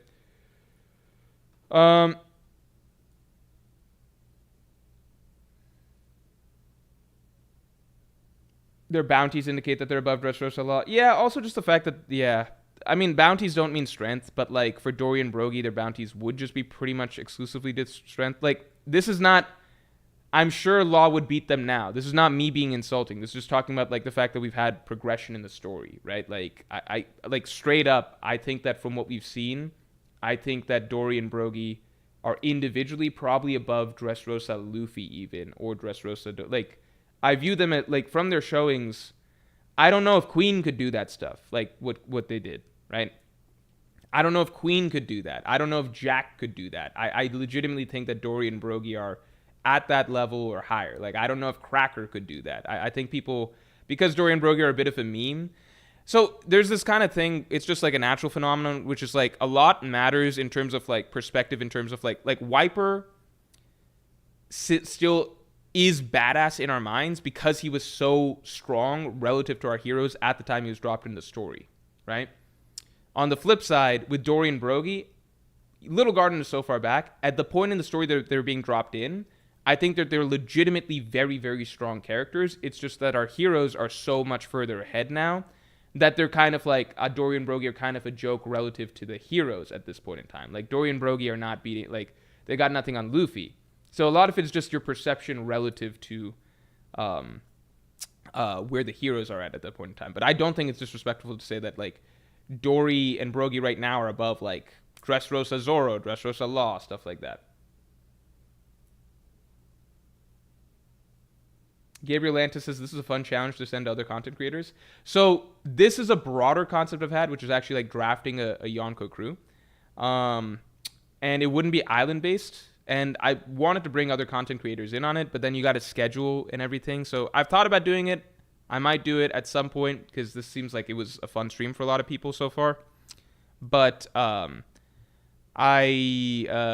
wanted to kind of test the concept myself, and I was like, how do I do it myself? I was like, let's do it with island-based stuff, especially because of like, just especially because of like, the fact that Loki was just revealed to be like really badass in the recent chapters, so it's like fun to think about like what could be. Stephen Dyer, thanks for the 5. Law should have died multiple times. Doflamingo was cooking him. Yeah. Okay, let's catch the other things. Sorry, we're catching supers here. Yamil Diaz, thanks for the 2. The Mink Army are the strongest crew. Yeah, so Mink Army, it's only the foot soldiers. But, yeah, I think if you include, like, if we were to ignore all this, this is legitimately a very strong crew for the New World. It would actually be competitive with the Don Quixote pirates. Therefore, like, either the 5th or 6th strongest crew on the seas. It would be competitive with the Don Quixote pirates. There are like, straight up, like, I mean, like, Ivankov, right? Like, I don't know where people place Ivankov, but some people would have Ivankov above Doflamingo, some people might not. I don't know about all that. That's maybe a very controversial thing to say. I don't know. I really don't know where people place Ivankov. But these are strong characters towards the top, even by New World standards. They're just not like the Yonko crew type standard characters, right?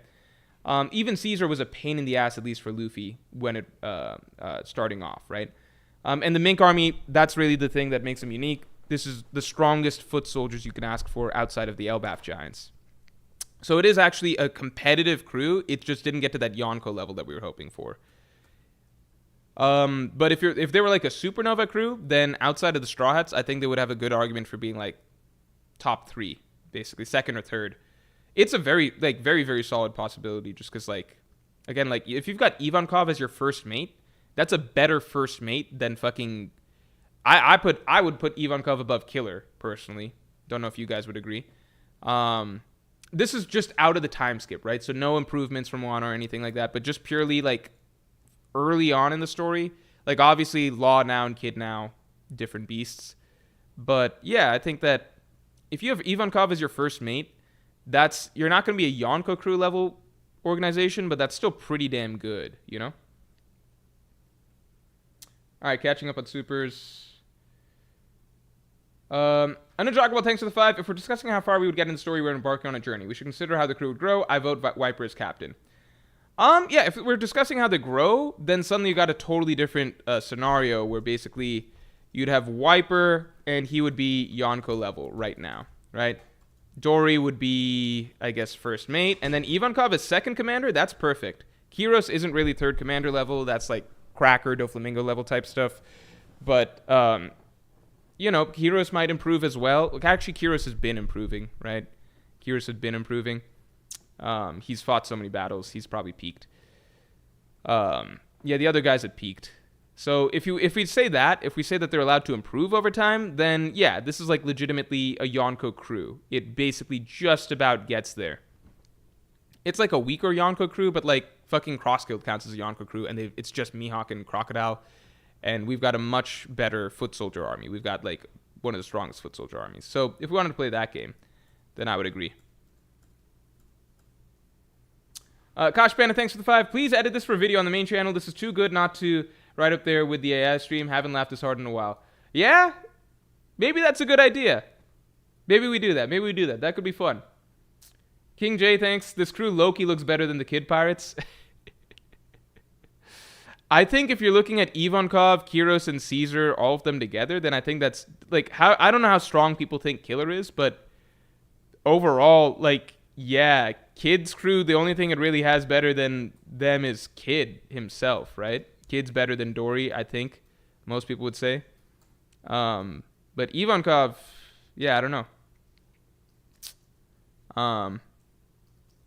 It depends where people place Ivankov. I don't know where people even place Killer. Because to me, Killer's only thing is that we know he's stronger than Basil Hawkins. And that's it. And I don't think Basil Hawkins is that strong. Also, let's get the stream likes up to 200. Let's get the stream likes up to 200.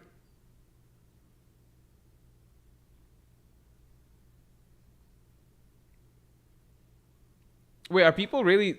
Is it that weird? Like, okay... I'm really confused why people are saying Dory over Dressrosa Law is weird, because like we've done these, I swear we've talked about this and we've done these polls on this channel before. Pretty much everyone says that Dory and Brogy are probably individually like commander level characters, right? I don't think anybody had Dressrosa Law as a commander level character. He was pretty clearly below that, right? Because he's not close to, like, Luffy himself was barely third commander level at the start of Whole Cake Island. You know, like he couldn't beat Cracker solo. I don't think that's that weird.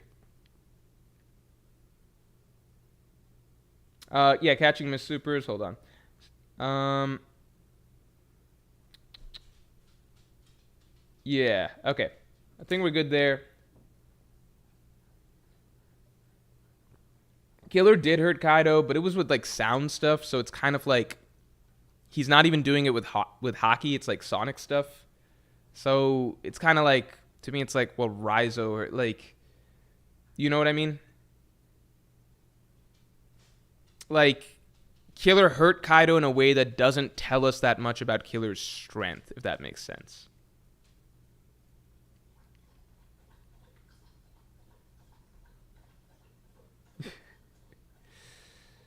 Brim says he probably was just below third commander level. I personally think that, like, to me, this is just from my recollection, I thought that there was a clear gap between Law and Doflamingo. I thought Gear 4th Luffy was above Doflamingo, with room to debate how injured Doflamingo was. I thought once we got to Whole Cake, it was fairly clear that, like, even Gear 4th Luffy struggled against, like, Cracker, Katakuri, just Yonko commander characters, right? And so Luffy needed to improve in Whole Cake Island to get to the next level. So if we're putting Dory, I think on the one hand you can't say like Dory and Brogy are individually like commander, like in that 1 to 3 commander range, and then at the same time be like, oh, but Dressrosa Law is above them. I think that's kind of crazy. That doesn't really make sense to me. I think just looking at what they were doing against the Gorosei, like it's not like it's. Like, I'm just being straight up. I don't know if, like, this is good shit. This is good shit. Like, this is pretty impressive shit. I think the Warcury moment in particular is pretty significant. Like, I don't think...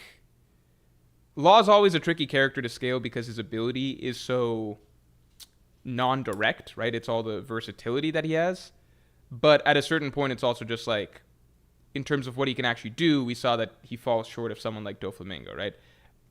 Again, I'm just saying straight up, like, this is, like, for Warcury's charging Luffy, he's coming at Luffy, they block for Luffy, and then they knock him back, which, again, Luffy himself couldn't do. I think that there's something to be said about that. I don't think, like, Jack or Queen, like, it would be very impressive to me if, like, Jack or Queen did some shit like this. I think that people are underrating Dory and Brogy. I also think just straight up, like, even the thing that they did at the end of, like, even this, like, the Elbaf cannon, like, the Elbaf cannon still fucking holds up as an attack. Like, it's still pretty fucking insane. This is still pretty fucking insane to do that with just wind force from swords. Obviously, it takes the two of them together to do it. But my interpretation was kind of always that, like, the fact that Big Mom could do the Elbaf cannon, like, just by herself kind of reflected that, like, she could do what it took Dory and Brogy together to do, but that's still not a pushover type thing. Anyway, continuing on, if we were to make an ideal Yonko crew real quick, Dick's so small, I piss on him balls thanks to the 5. Don't sleep on Killer, he snatched Napoleon out of Big Mom's grip. Yeah, but then, like, I look at Ivankov, and Ivankov really hard carried to protect them against Magellan.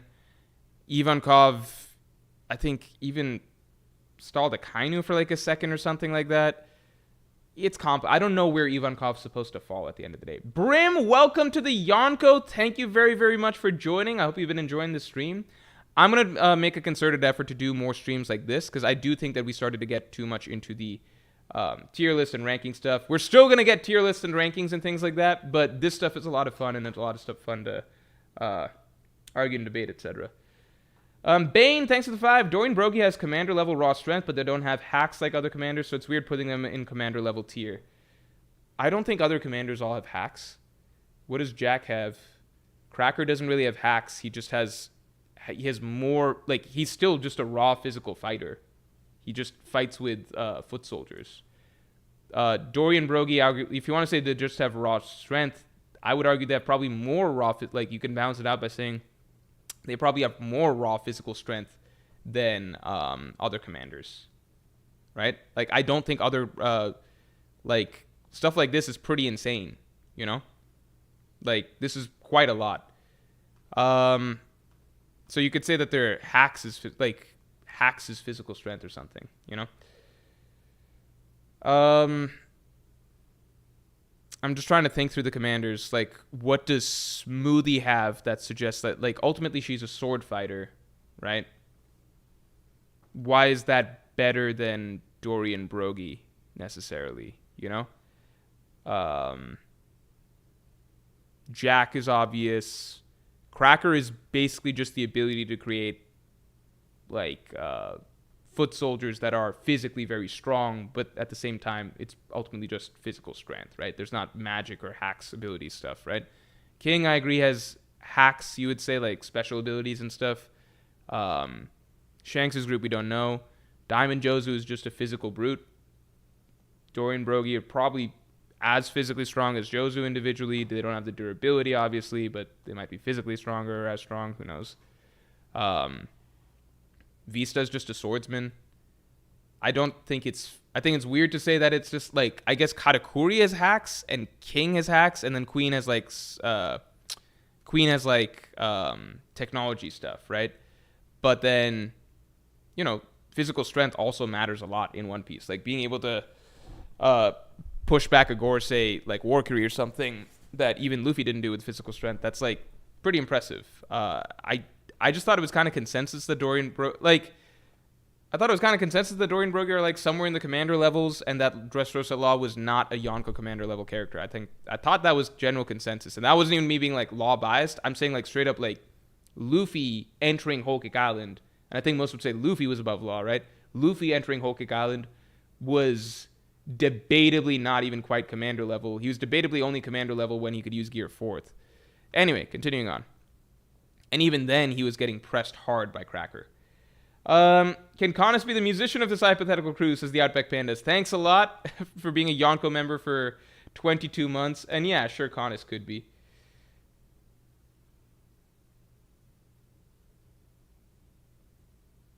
First commanders usually have hacks. Yeah, I agree.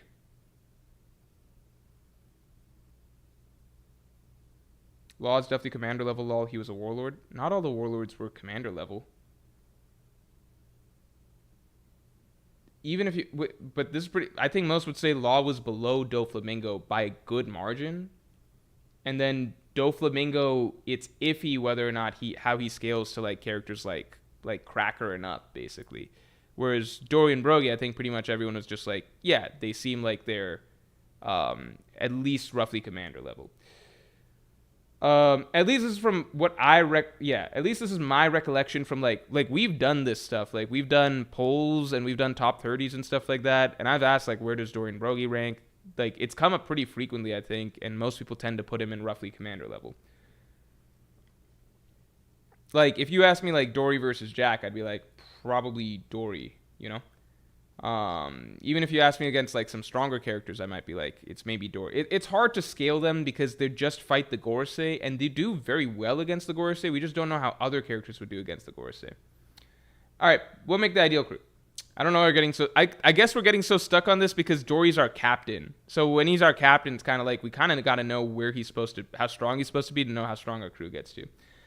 Party McFly, thanks for being a Pirate King to remember for 23 months. Hey, Morj, can't watch live, but are you watching Solo Leveling? It's not the deepest story, but hype as fuck. Thanks for all the entertainment and Wano analysis when. I feel renewed vigor to try and finish the Wano analysis this month, but no promises. There's hopes, and I want to try and get it done so I can get a little break for myself while we do our apartment move. Solo Leveling, I think there's so much good stuff I've been hearing about Solo Leveling, I might just go back to watching it. Because I watched the first episode, and I thought the first episode was really fucking cool. This was some time ago, before the second season came out. Watched the first episode, thought first episode was fucking awesome. Then I watched the second episode, and the reason I didn't want to keep watching after the second episode is because I think I just don't... I don't know what the full context of it all is, but I just kind of assume that the whole story is going to be revealed that they're all in some sort of video game or something like that. And there was just something unappealing about that concept to me. I've seen like Sword Art Online and stuff like that, right? But I don't know. It was just, there was just not, it wasn't even bad. It was just kind of like there was nothing in the second episode that pushed me to get to the third. And so it's kind of like, okay, I might see where this one goes. I just don't like the idea of like everything feeling like we're inside a video game. I don't know if that's a feeling that persists throughout the story, but that's just not something that was appealing to me. All right, let's make our ideal crew. We're going to make our ideal crew. Ideal crew, going with the characters that we say did and didn't count from before. I'm just going to go ahead and say that there's no one that counts from here, right? Syrup Village, Baratier, Kokoyashi Village. Because we're trying to get to a Yonko caliber crew. So even here, even though we could get Zeph or someone as a chef, they're not strong enough to make up our list, I would say. So we kind of need to move it along. So Little Garden, I still think Dory, Brogy are characters that we would draft. Not as our commanders, but like, because they are strong enough arguably to be commanders. Again, this seems like to be a debate. But we just pick them up regardless, right? Pick them up regardless. One, they can count as cooks, so we already say that counts.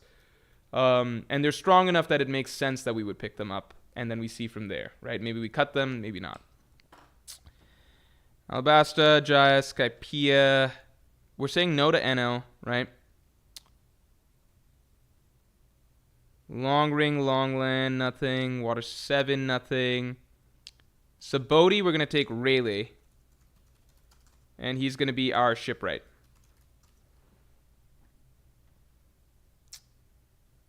No, but we want the natural citizens of islands, right? So we're not going to do that. Like, we want to just, like, what do these kingdoms really have to give? So we're not going to say that. I'm going to take Rayleigh off the list. Like Boa Hancock. We want Boa Hancock in there. Kurigana doesn't really count as an island even anymore. Saboti, I guess, would be the same logic then, right? Witheria, Boyne, Kamabaka Kingdom, I think Ivankov is still making the crew. I'm going to fill it out by strength first and then see how we can flesh out the roles. Fishman Island, I think, no, Jinbei still doesn't count from that. We could get like, Shirahoshi. There we go. Shirahoshi and Helmsman. Because she can tell the Sea Kings what to do. Shirahoshi's actually amazing right here. Punk Hazard... Dressrosa, I think it makes... Oh, wait. We don't know. Shirahoshi is just Navigator, right? Navigator is what I meant. Helmsman is what I meant, but Navigator is what we need. Sorry. Because Sea Kings can just tell her where to go, not to go, right?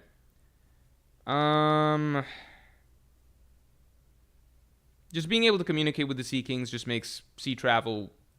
It's done. There's no problem with it, right? Ivankov could be cook, right? Yeah, you're right. Ivankov is doctor. I'm sorry. Ivankov is an amazing doctor. Silent, that's a phenomenal point. Ivankov is an amazing doctor, right? She doesn't have full doctor skills, but she has certain things that make it easier to heal, right? So that matters. If we find that debatable, we can shop it around a little bit. Are we doing a rule like only one person per island? Because otherwise we could draft a lot from certain islands, right? Because I just took Dorian Brogy from Little Garden. Ah, fuck.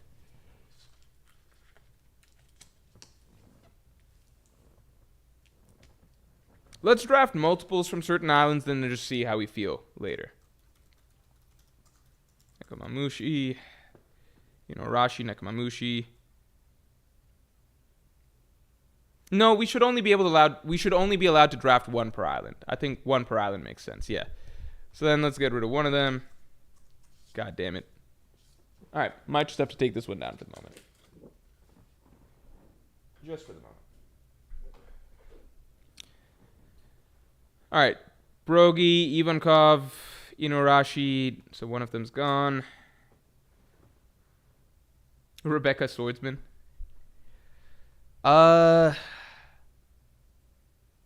Caesar could be valuable.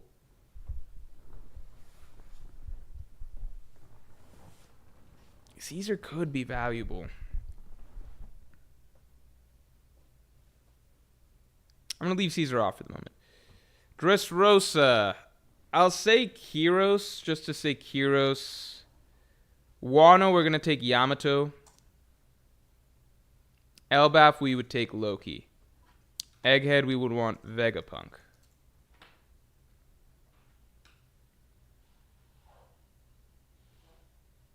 So what are we missing here? We're missing a shipwright, which is Vegapunk.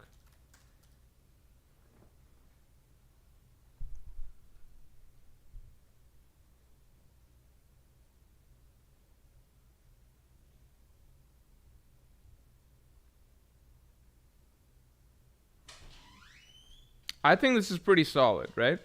Because if we're making this into a... Does anyone have some issues with this?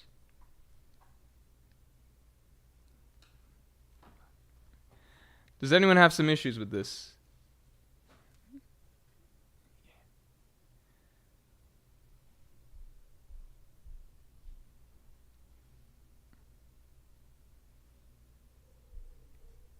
Oh my fucking god. Oh shit. Hold on. Out of sense of, I'll just let me finish this out first. Does anyone have issues with this? Foot soldiers. Shit. And we need to pick foot soldiers from an island that we haven't taken foot soldiers from yet. So in that case, shit. What's more valuable? Okay, so Loki, I think we've got our Yonko level captain. Yamato, I think we've got definitely first mate level at least. Then we've got an embarrassment of riches here, right? We got Hancock right up there as well. You got Brogy here, Inuarashi here. Like, these are... Like, Inuarashi in Sulong is third commander level. He's a great fourth man, just as is. Ivankov, I don't know if people put Ivankov over Inuarashi, but, like, Ivankov might be higher. I don't know. It's still really, really fucking good. Like, I'd say these three are the first mate / commander. I think this is our first commander, second commander, third commander. I'd say the following ones are, I imagine, below. I don't know the order between Ivankov and Narashi. I'm just giving it to Ivankov out of respect for a role in the story. Shirahoshi's Loki. The Loki don't need foot soldiers because they have Shirahoshi. He's got the Sea Kings, right?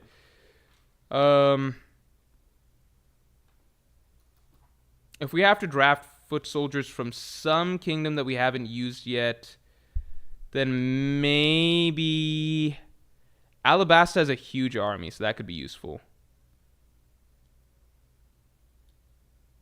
I think Alabasta in sheer numbers has the biggest army.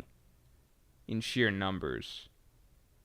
Right? I'd say Alabasta foot soldiers. I think it is 1 million, which is actually more than all the numbers of people that showed up at Marineford. Alabastan army.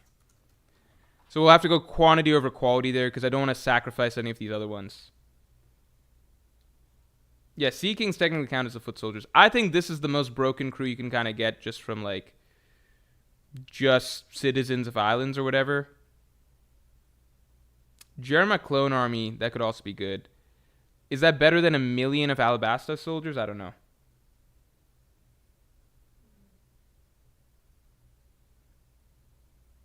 Fishmen are 10 times stronger than regular human.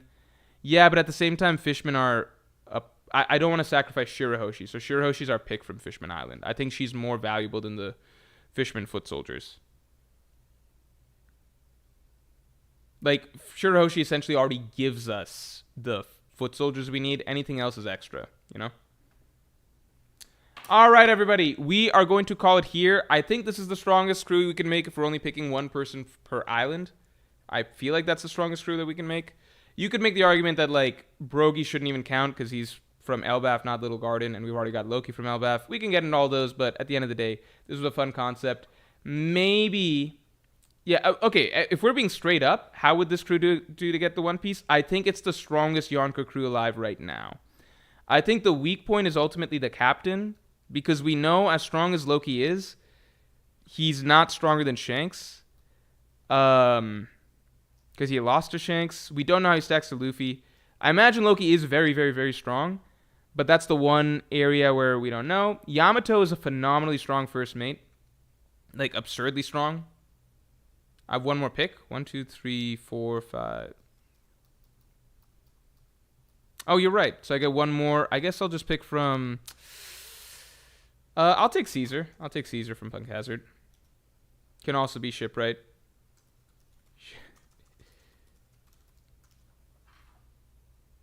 Honestly, Vegapunk is Shipwright plus Doctor.